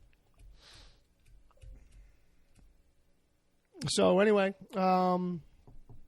but yeah, that's got a lot of source material on it. So we could end up easily getting a whole bunch of franchises out of that, or you go on for a while. It's based on a French comic that ran for 20 years. Yeah, I understand that the story is like really epic. Yeah, sprawling. Yeah, kind so of thing. it's one of those things that could really work, but you got to be careful and don't overdo it or try to do too much. Yeah, got to still make it accessible. Right. How about say this? Like, with Fifth Element, if you had told me that there was always going to be more in that world because he's so good at world building like that, I'd be like, yeah, well, obviously. Like, you know what I mean? And that's how this feels, too. Like, it's like, yeah, this is big. This feels like a really conceived full place, like good sci-fi, futuristic sci-fi should feel like, Monkey Poo Studio says it looks fantastic. It does. It actually does. I really like the way some of the aliens look. Yeah. Tom Jr. Jackson says the new Luc Besson movie is a pet project for him. He was a fan of the comic book that the movie he has coming out is based on. Well, then it should be good. Passion, yeah. Yeah, if it's a passion project and the material is really is as good as it. I.e. Peter Jackson and Lord of the Rings. Yeah, it should definitely be good. Yeah, I'm looking forward to it. I'll be there opening weekend. You'll give him cash? I'll probably give him cash, too. Planet of the Apes had another trailer come out. Did you catch that? You did, yes. Not a whole lot different than the last one? No. Not really. I mean, you got to see some other apes talk. Yeah. Which was interesting because I think in the overall gist, only a couple of them seem to be kind of... They're advancing pretty quick, it seems like. Yeah, I think it's the genetic thing now, not like the old movie. So it's something that's like evolving them faster. Yeah, it definitely seems to like accelerate or something. Because that's what I was thinking too. Like coming out of the first and second ones was like, all right, these monkeys only going to get so far in their evolution before the next generation has to kind of like push it forward. Like, are these apes ever going to really, really take over and talk? You know what I mean? But I guess that's what we're setting up. So I think the pace they're going is just right. Yeah. The one thing that I would like to see, because I don't know if this is going to be the end or not, but if you remember in the first movie, the Icarus flight, they did a homage to the Charlton Heston film where the Icarus gets lost in space. Right. And there's a couple of I always thought that maybe they would make a couple movies and end off with that. They pointed it out. Like, they make fans caught it, pointed it out, and twice. Theorized. In that first movie and then never again. I pray that they give us that story. Like maybe they'll do this. It would be an interesting way to kind of spin it. It'd be awesome. Where this one little thing, much like the original series, did this full circle type of thing. Do the first death. That would be great. But you're ending it off that way. Right. That's the thing I wonder about this series. Like, how long does this version have to run before it starts getting to the place of doing the Heston kind of story, where the astronaut comes back and everything is different. And, maybe they won't ever be wearing clothes in this version. Right. Like, you know what I mean? But they're all of a sudden, like, they're much more advanced than when we last saw them, I guess, is going to have to be the thing at that point. If they're getting advanced as they just live, it's not generational advancement. Like, it's actually, like Bob was saying, like, this genetic tweak of them is just keeps jacking them up as they go along kind of a thing. Yeah. And I guess, like, in another 10 years, that craft comes down. Yeah, they could explain that away, though. Like, it's like getting washed away by genetics, or it's only a temporary kind of thing. They could explain that. Only last generation, a couple of generations before you slow it down. Well, I guess it depends on where this movie goes. That's true. You know what I mean? How this ends. Woody Harrelson always never disappoints, really. Not it's rare these days. And but I would like to see it maybe advance and tell that Icarus story. Yeah, and end off with that. Because I don't know what the timeline is really like in these movies, but I want to say it's got to be like 10 years maybe. I would say that, yeah. Like there's like 2 or 3 years between each. We've had 3 movies, so maybe something like that. In the last film, he was prepping for war. Yeah, and this is the war, so it can't be that much. Yeah, probably not. I mean, another thing I do like is the fact that all the humans are different. We're not following the same human characters. Right. I like that a lot. That's something different. Oh, there'll be somebody though from the last movie. Like, don't they have a kid? Yeah, but who knows? What I bet you the son will be in it somewhere. Or maybe he's Woody Harrelson. I got my dad's journals. Yeah, it'd be his dad. Right. Yeah. It'll be like, this is why I want to kill the monkeys. Yeah. I got you. We figured it out. I got it. All right. So, James, real quick, James said that he liked The Great Wall too. All right. Well, hey, There you know go. what? It's got one of those premises that's easy to dismiss. It's like, okay. A lot of the movies we talk about here, they're probably going to get my money because I like that kind of entertainment. And that's it. You're a sucker for a movie. Yeah, Let's sucker just be for a honest. movie. Let's just be honest. I'm not going to go pay money for the Lake House with fucking Keanu Reeves or anything like that. No? Crouching No. Tiger, Hidden Dragon No. was a bunch of ninjas dancing in the trees with swords, fighting over a mystical sword. Still didn't see it. You want to hear something funny? 5-star movie, crazy premise. So the premise. Oh, yeah. Well, that's where I was going with all that.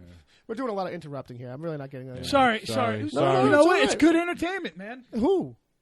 What? I saw the movies we're talking Everything. about. I don't know about Across the everything. board. The movies, maybe. I disagree. This- I think this- this is This a great right show. now is Fuck. better than the I'm not intro, saying okay? enough fucks. Good call to both of you. All right. So that's going to really wrap it up. So War of the Planet of the Apes gets you cash. Oh, of You're going to go course. see it. Me and Bob will Yeah, probably go probably. see it. Yeah. That seems like a pretty that's pretty spot on, easy out. The series so far has been pretty reliable, pretty good. Yeah. So it's one you could. It's safe to say it's worth going to see. Going to see. You want to spend some money on.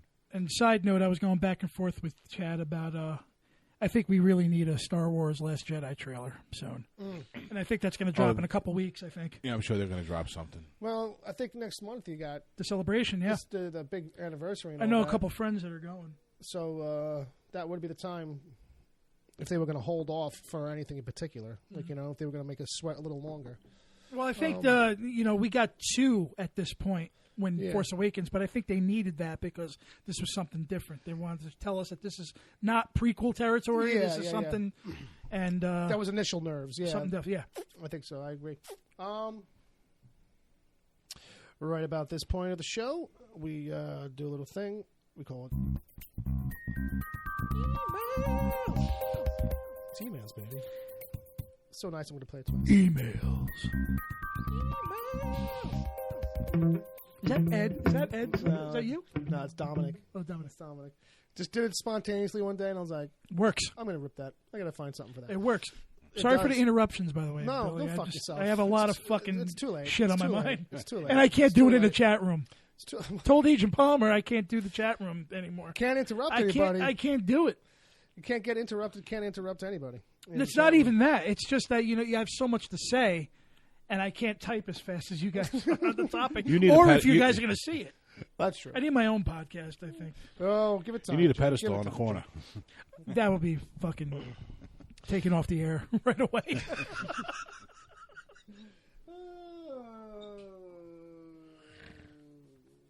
Okay, so we got a couple emails in here. We got a couple from Ooh. James.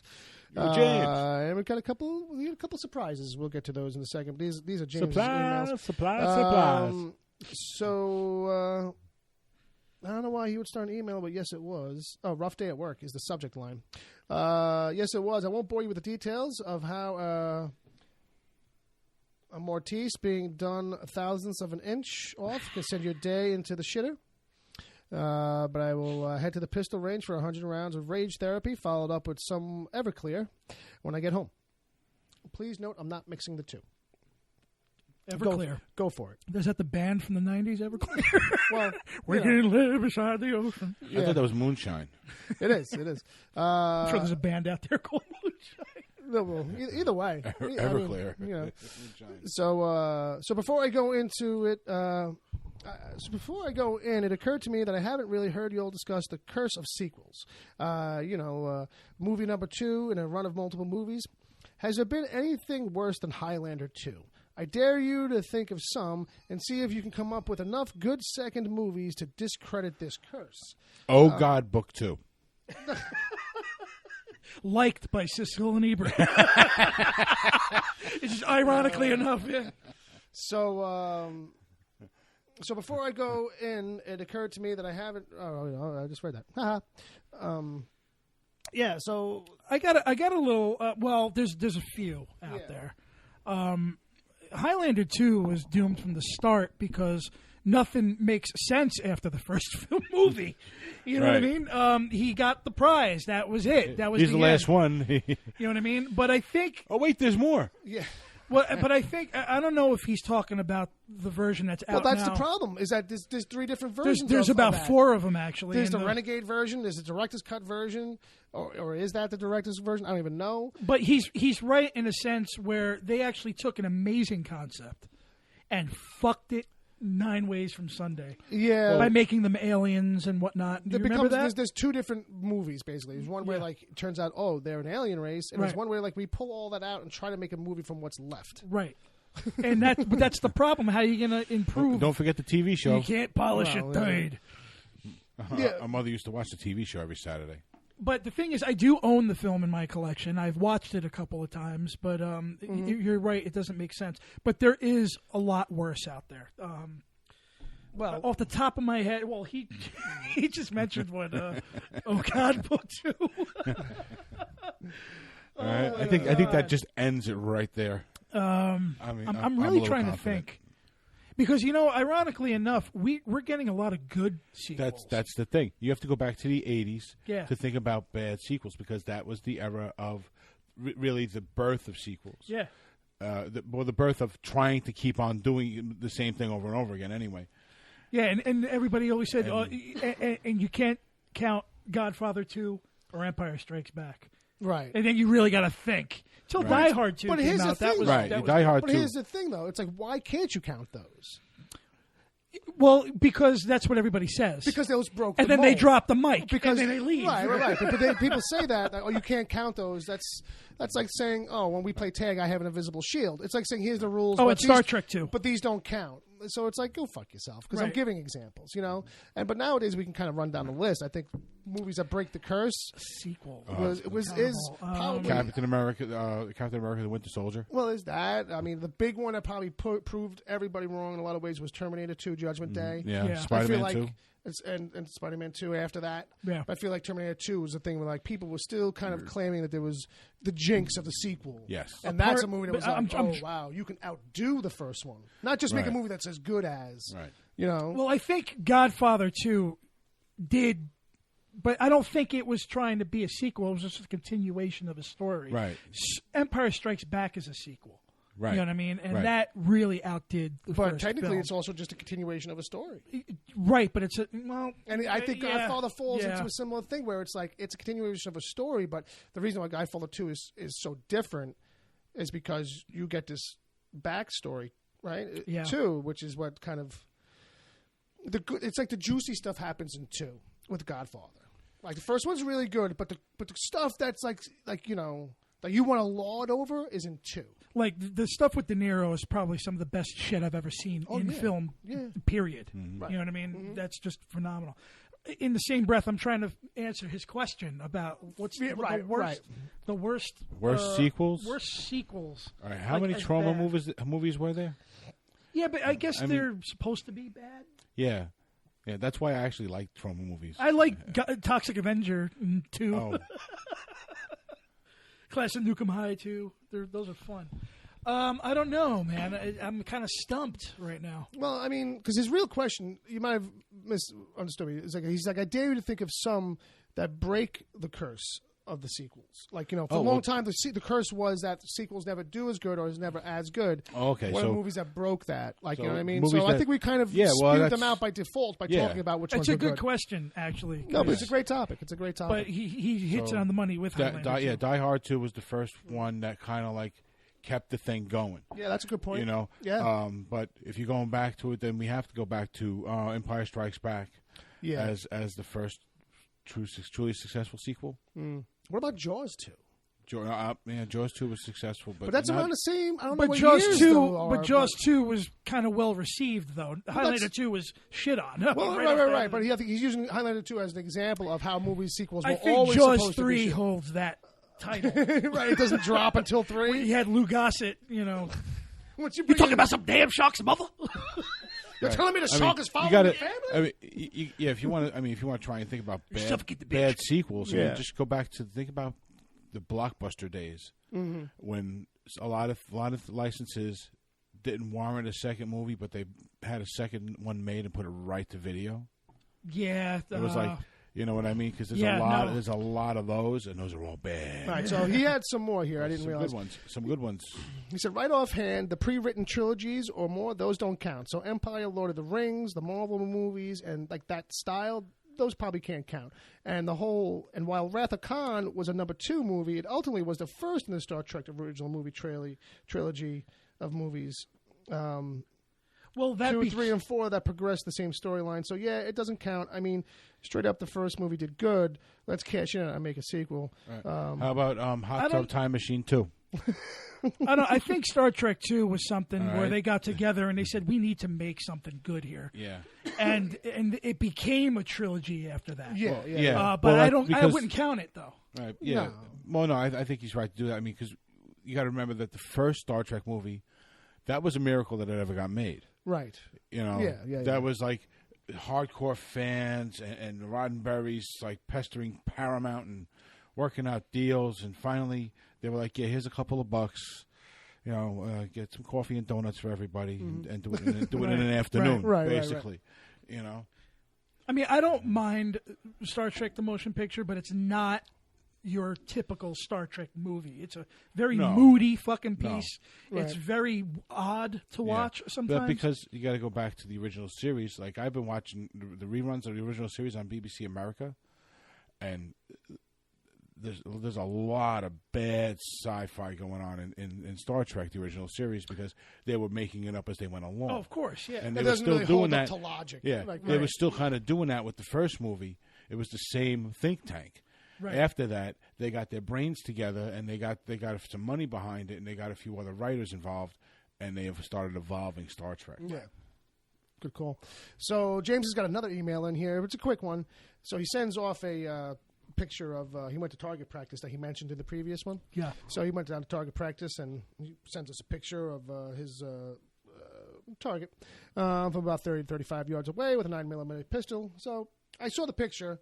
He's pretty good. He's not all in the center ring, but he's right outside the center ring. So is he Martin Riggs good? I don't know. Is anybody really Martin Riggs good? I don't know. James he's not hitting you between the eyes. He's hitting you around the outside of your eyes. Yeah, do the smiley face. I want that's your homework, James. Write your name, James, in bullets. So he wants to know if any of y'all been shooting. If no, would you be willing to try? Yeah, we live in New York City, so that's a no-no. So to continue, would you be willing to try, or all y'all New Yorkers scared of a little bang from a pistol?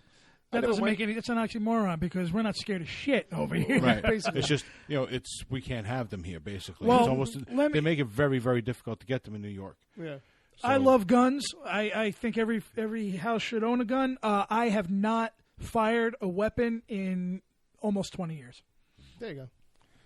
I've never shot one either, but I mean, I wouldn't be. I wouldn't mind learning. And the older I get, the more I think it's the fun. country's going to hell, and I do miss it. I'm going to need to learn how to live in the woods. So I'm thinking I might need to learn how to use a gun. And the reason why I haven't is because I live in Newark, New Jersey, and to get a gun license in Newark, New Jersey, you're better off trying to find it. A three-legged ballerina. Well, just keep looking. Yeah, I mean, they'll turn up. A three-legged ballerina. Exactly, but you're not going to get a gun license. You got to move out of Newark, and I'll get one. Yeah, you got it. Yeah, these two states are Pennsylvania. And so with that, we're going on to the next one, and it's from a guy named Edward O'Hare.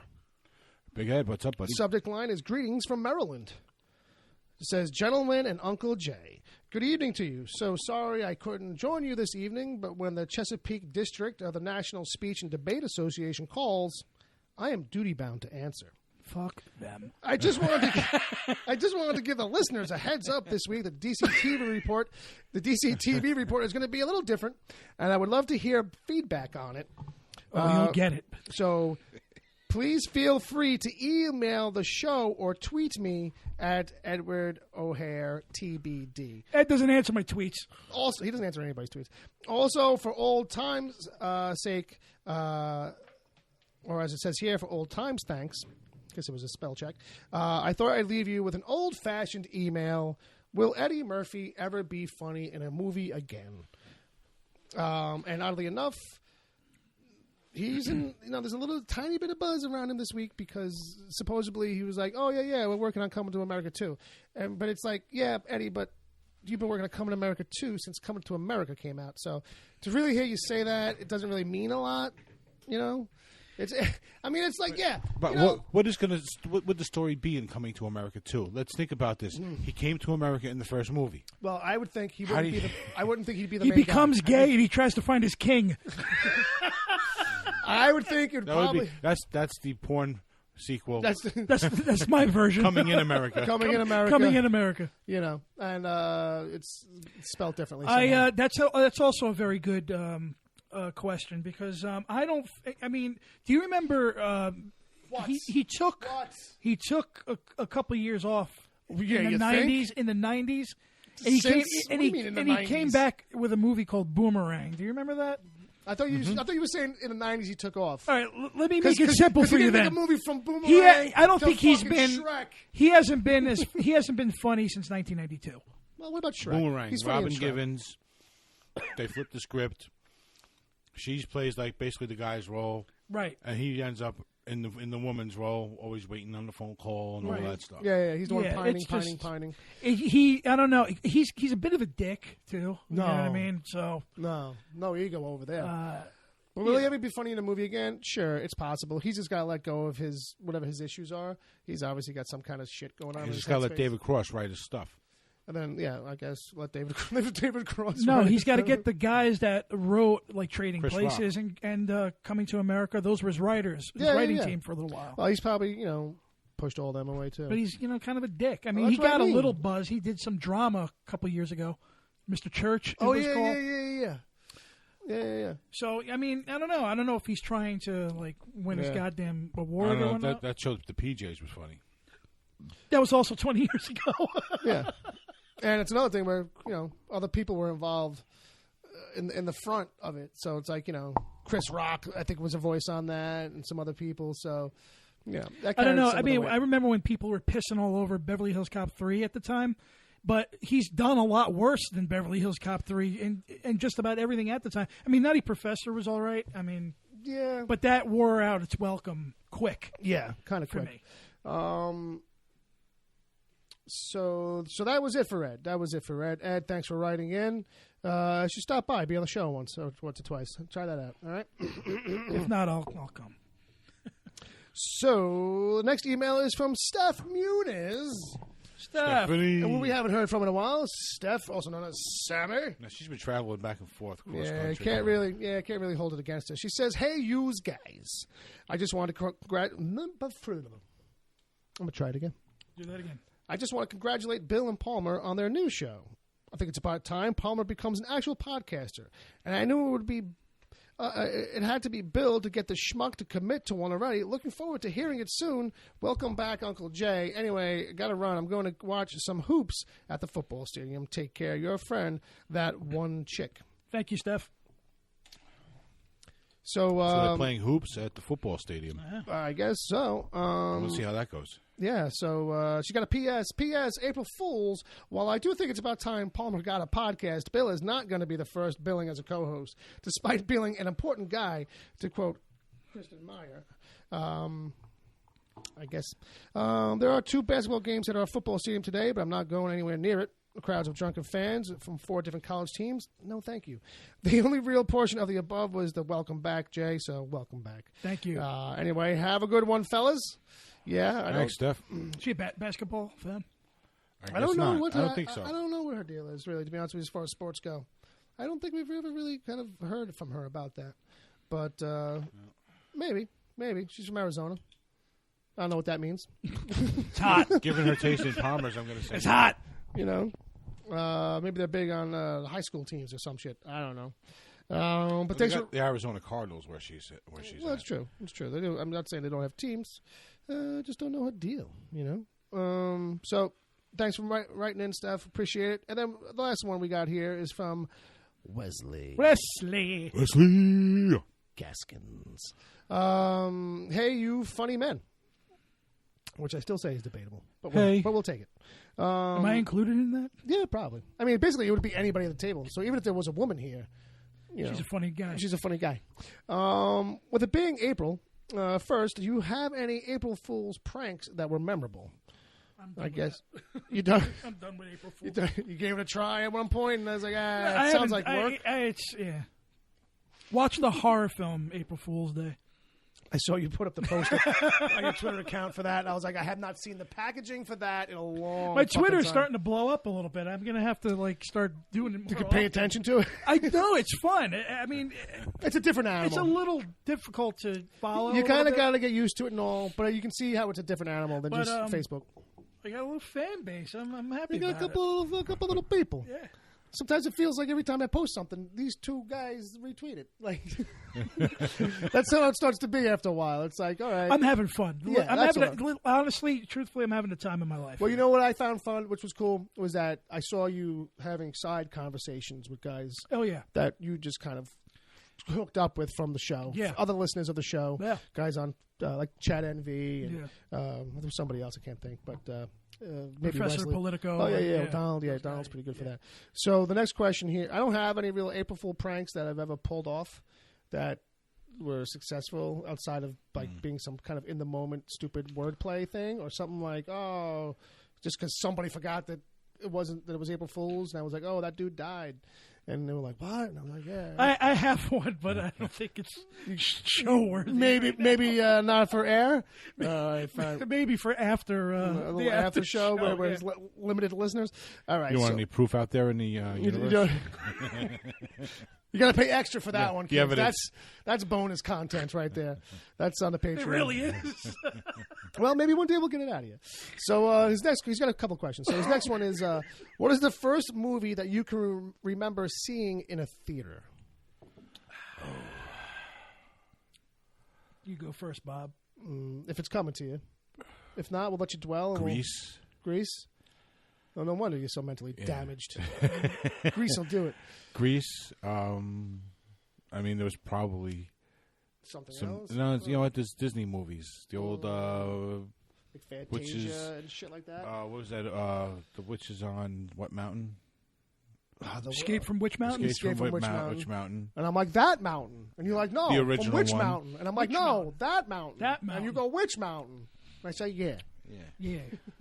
Third base. First? Right. Cigar's good. You're eating that one, I think. It's really good. Well, when you get down to the nub, that's where all the flavor is. It's been marinating. Nice. With my spit.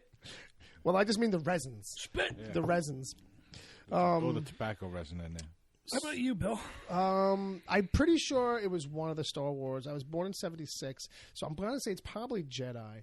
But I think that's like the earliest memory I have of seeing the theater. I probably saw something else. I probably saw something kiddier like that, but my earliest memory that I can pull up, I've thought about this before, is some Star Wars, seeing a Star Wars movie.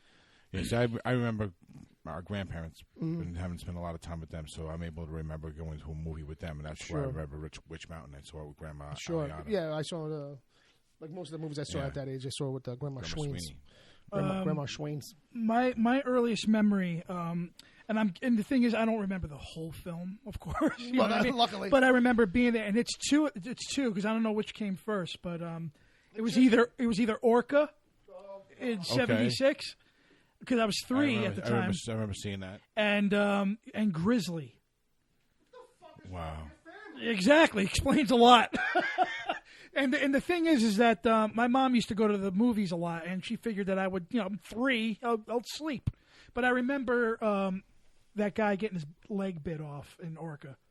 I was in a drive-in, and I'm looking, I'm like, oh my God, you know what I mean? And of course I remember the horse's head getting slapped off its shoulders by the grizzly in that film, Grizzly. Jaws with claws. So is that what it is, that when parents bring their kids, they think they're going to sleep through this loud, obnoxious... Well, you know what? My mother... The screaming and the blood letting. Yeah. My mother was surprised by the fact that... Because my mother liked monsters. My mother was always a big monster fish. She likes Godzilla and that kind of stuff. She expected you to be scared or something. And she expected, but then, I mean, I saw Jaws 2. I saw Invasion of the Body Snatchers. I saw all...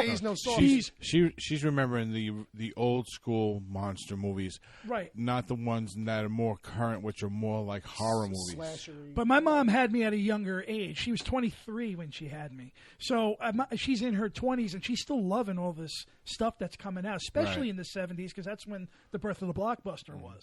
So I would, go to these films, and then she's like surprised that I'm not scared. I'm like digging it, loving like you just rapped, and it explains a lot. Yeah, I think the fact that you just told me like your two earliest movie memories are Orca and Grizzly. Yes. And then Star Wars, because that was right after, and I clearly remember that. That's the cherry on top. Yes. That makes it all Goes make sense. back to Star Wars. It's two ridiculous horror movies, and like basically Star Wars. and a ridiculous sci-fi movie. Absolutely. That barely makes any sense. Shitty movies. So 2 Grindhouse movies, basically. Three basically. 3 shitty movies in a row. No. Yeah, we said it. Okay, not for nothing. Star Wars is a little rough on the edges. Yeah. All right. But yeah, I guess that's No, that ain't it. I got drive-in more. movies, huh? I don't know if I ever actually got I did. to a few times. No. see one of those. You? No, I never went to one. Yeah.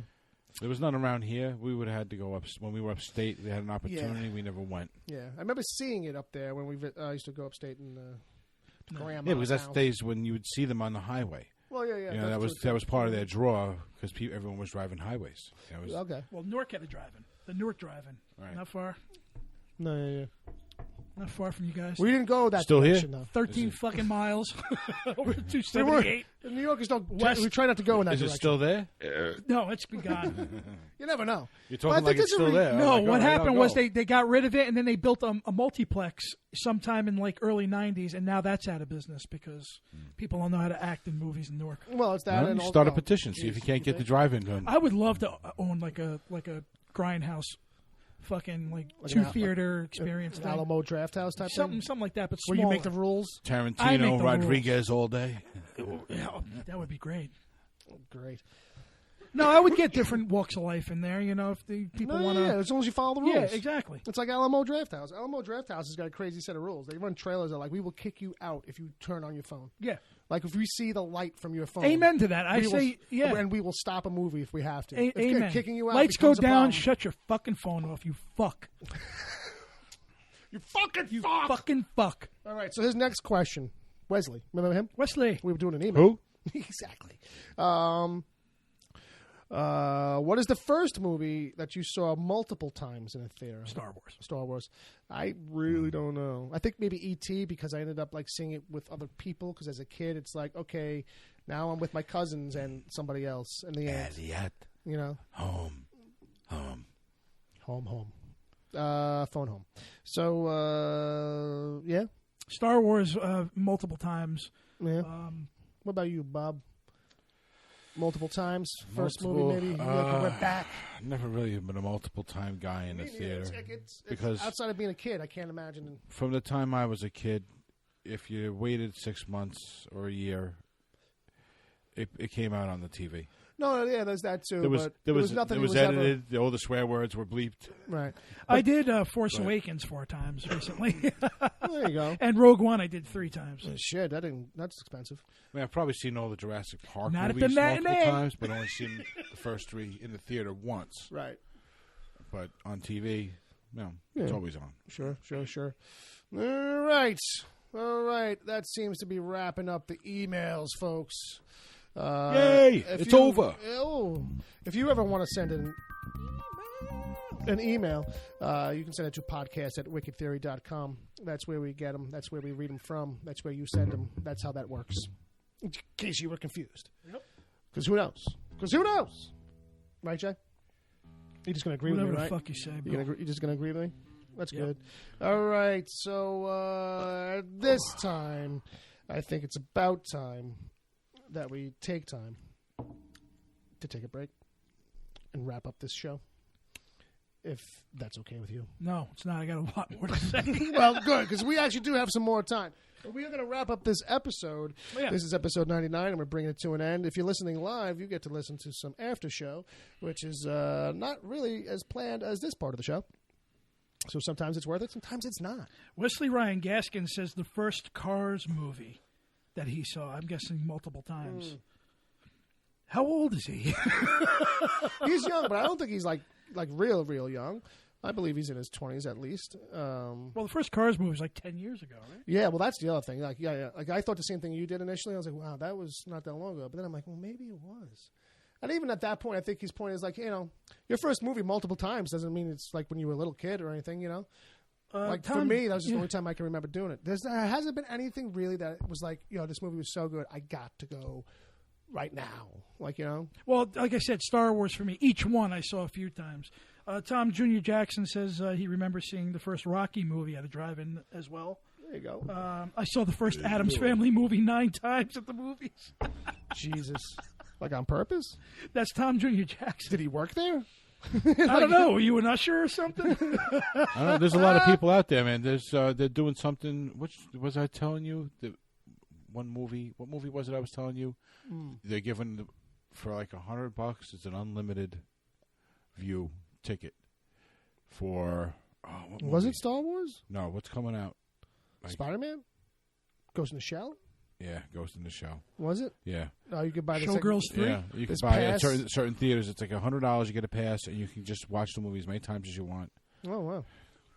I do remember you telling me that the other day, though. I just can't remember what movie it was. Yeah.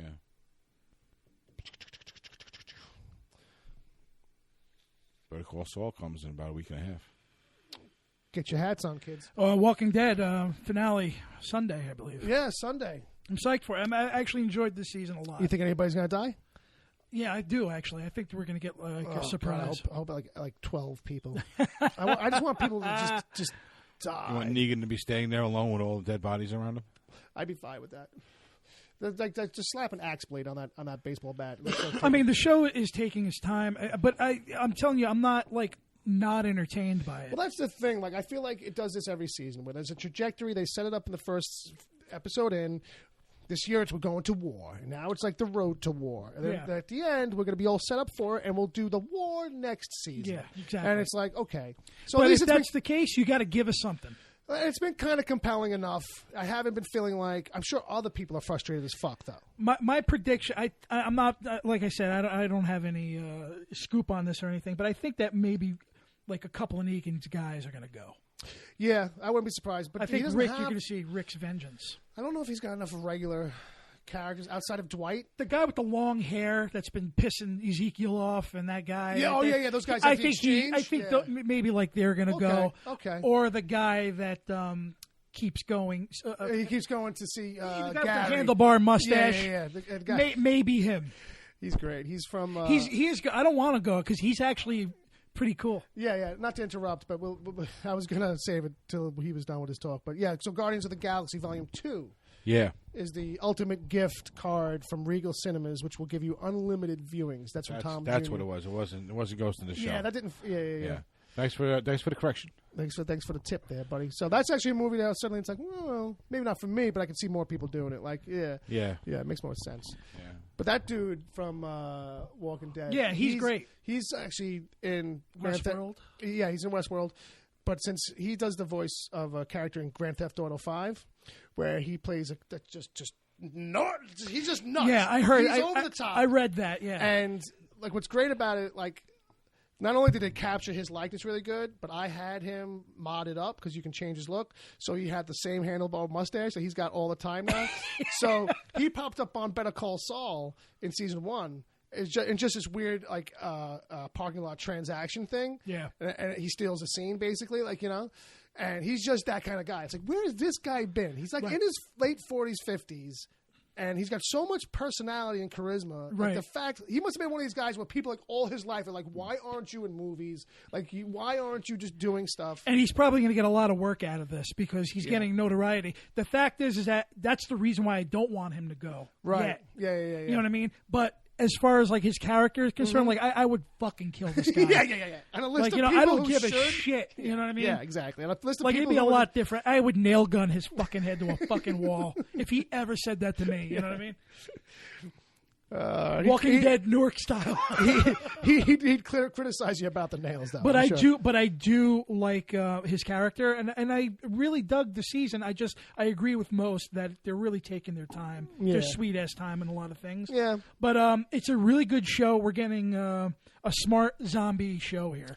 Did you read the books at all? I did. Yeah, I told you I had a lot of them. Yeah. All right. So that's we're gonna wrap it up.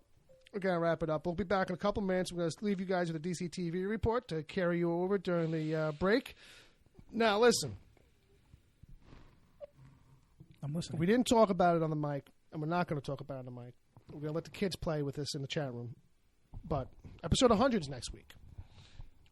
What do you guys in the chat room think we should do next week? We'll read the comments when we come back from the break. Enjoy the DC TV report as we go. Uncle Jay, you're on Twitter. Yes, I am. Uncle Jay Chickalise at Jason Chickalise. There you go. Brother Bob. Brother Bob at Bob WTPC. There you go. Brother Bill. I'm at Wicked Theory. The show is wickedtheory.com, iTunes, Stitcher, all that stuff. And then stick around. And if you, if you haven't, what was I going to say? I don't know. Go see Man of Steel. Man of Steel gets a 3.5 from Jay, at least, I guess, right? Yeah. That sounds about right. That's yeah. about right. No, I was going to say is, so for those of you listening on iTunes, you won't hear the after show, but if you ever want to hear the after show, you can check us out on Patreon, patreon.com/Wicked Theory. Over there, $1 gets you all the after shows. If you go to the $3 level, you'll get those, plus some once a month special episodes we do. But I'm going to send you some money, man. Whatever you do, We're gonna get put it on going. an envelope and slip it under the table. All right. That's all you got to do. That's all you got to do. That's all you got to do. That's it. Don't worry about it. That's it. Don't worry about it, brother Bob. You can take us out of here whenever you feel that it's ready.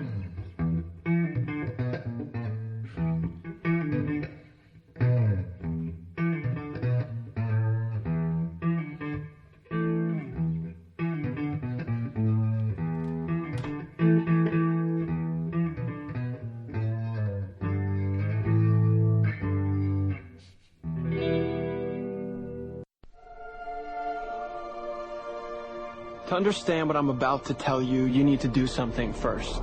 You need to believe in the impossible. Can you do that?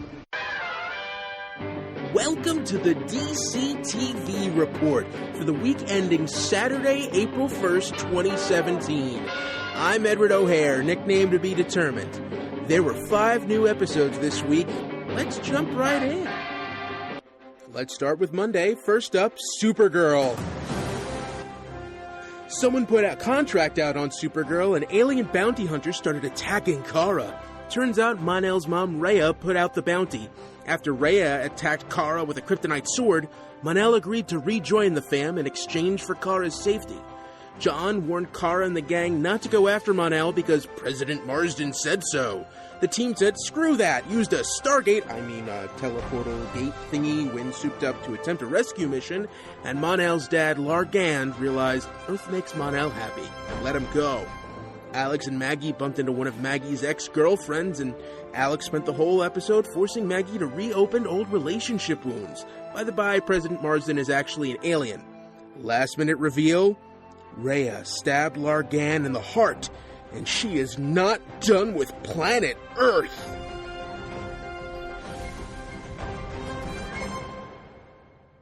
On to Tuesday, The Flash. Abracadabra was running around Central City stealing from tech companies. Gypsy came hungry to take down Magic Boy for killing her former partner. After being captured, Abracadabra offered info on how to defeat Savitar in exchange for freedom. Caitlin took some shrapnel to the stomach, and rather than using her frost powers to heal, stayed awake and talked Julian through surgery removing her shrapnel. 'Cause that's possible. Barry decided to let Gypsy take ab-cabs away instead of getting the dish on Savitar. Cisco and Gypsy are not so hot an item anymore. HR was away with a new girlfriend all episode, and Barry thinks he can learn how to beat Savitar by running to the future. Last minute reveal, Caitlin went into cardiac arrest and died. Julian removed her anti-meta necklace and she woke up, but now she's gone full Killer Frost. Next up, DC's Legends of Tomorrow. It's Doom World! The Legion of Doom controlled the world, and all the legends were scattered around with their minds wiped working crummy jobs. Heatwave was bored of constantly winning, saved Steel from getting killed for figuring out the truth, and used a multiplexer gun the Atom invented to restore all the legends' memories except for Dr. Stein. The Reverse Flash made Dr. Stein create a generator that could destroy the Spear of Destiny. The Legends and the other LOD members all tried to stop Reverse Flash from destroying the Spear, but ultimately failed. The Legends now want to try a do-over in World War I. Rip was drunk baking cakes in the Wave Rider all episode until Gideon helped him figure out a way to send a distress signal. Last minute reveal, the Wave Rider is a small model ship on the Reverse Flash's desk in Star Labs. On to Wednesday, Arrow. 5 years ago, Anatoly convinced Oliver to pull a heist for pharmaceuticals to help a hospital before he left Russia for good. In the present, Ollie packed up HQ, told the team to get out, and hired Anatoly and the Bratva to kill Adrian Chase. Diggle wasn't having any of it, kept the team together, and slowly wore down Oliver until he decided to take up the good fight again. Ollie led the team on a mission to stop the Bratva from stealing drugs, and Anatoly felt betrayed. Felicity continued working with Helix, and with a huge assist from Mr. Terrific, she was able to decrypt video proof Adrian Chase is Prometheus. Last minute reveal, Chase killed the feds protecting him, stole their car, and drove right past the SCPD squad cars coming to arrest him. Moving to Thursday, and Powerless. Crimson Fox announced she was leaving Charm City and taking her talents to Metropolis, adjacent. Emily signed herself and Jackie up for a self-defense class. Jackie blew off the class because she was driving for Uber to get some extra cash to pay for her daughter's school trip, which Emily found out was bogus when she tried to give money to the teacher. Jackie was furious, but after Jack-O-Lantern destroyed her car, she admitted that she's taking MBA classes, please keep that hush-hush in the office, and would still be Emily's friend as long as she turns the volume down on her excitement. Van interrogated everyone, trying to figure out who used his private bathroom and left a magazine behind. Turns out, no one used the bathroom. Jackie used the magazine to swat a bee that caused Van to squeal and hide. Last minute reveal, there was hours of footage showing everyone at the office using Van's bathroom, but Peter the janitor deleted it all because Van kept calling him Pedro. That's the DC TV report for this week. I hope you enjoyed it. Be sure to join us next week. I'm Edward O'Hare, and this has been a Wicked Theory Studios production. The Wicked Theory podcast is heard live every Saturday at 7 p.m. Eastern until whenever. Just go to mixlr.com/wicked-theory. Mixlr is MIXLR. Sign up to join the chat. Then click the follow button to get reminders whenever the show goes live. You can find the show on iTunes, Stitcher, Google Play Music, wherever good podcasts are given away for free, and at wickedtheory.com. You can support the show at patreon.com/wickedtheory. There you can get the after show if you miss it live. God forbid. Plus other exclusive episodes. As always, send your emails to podcast@wickedtheory.com.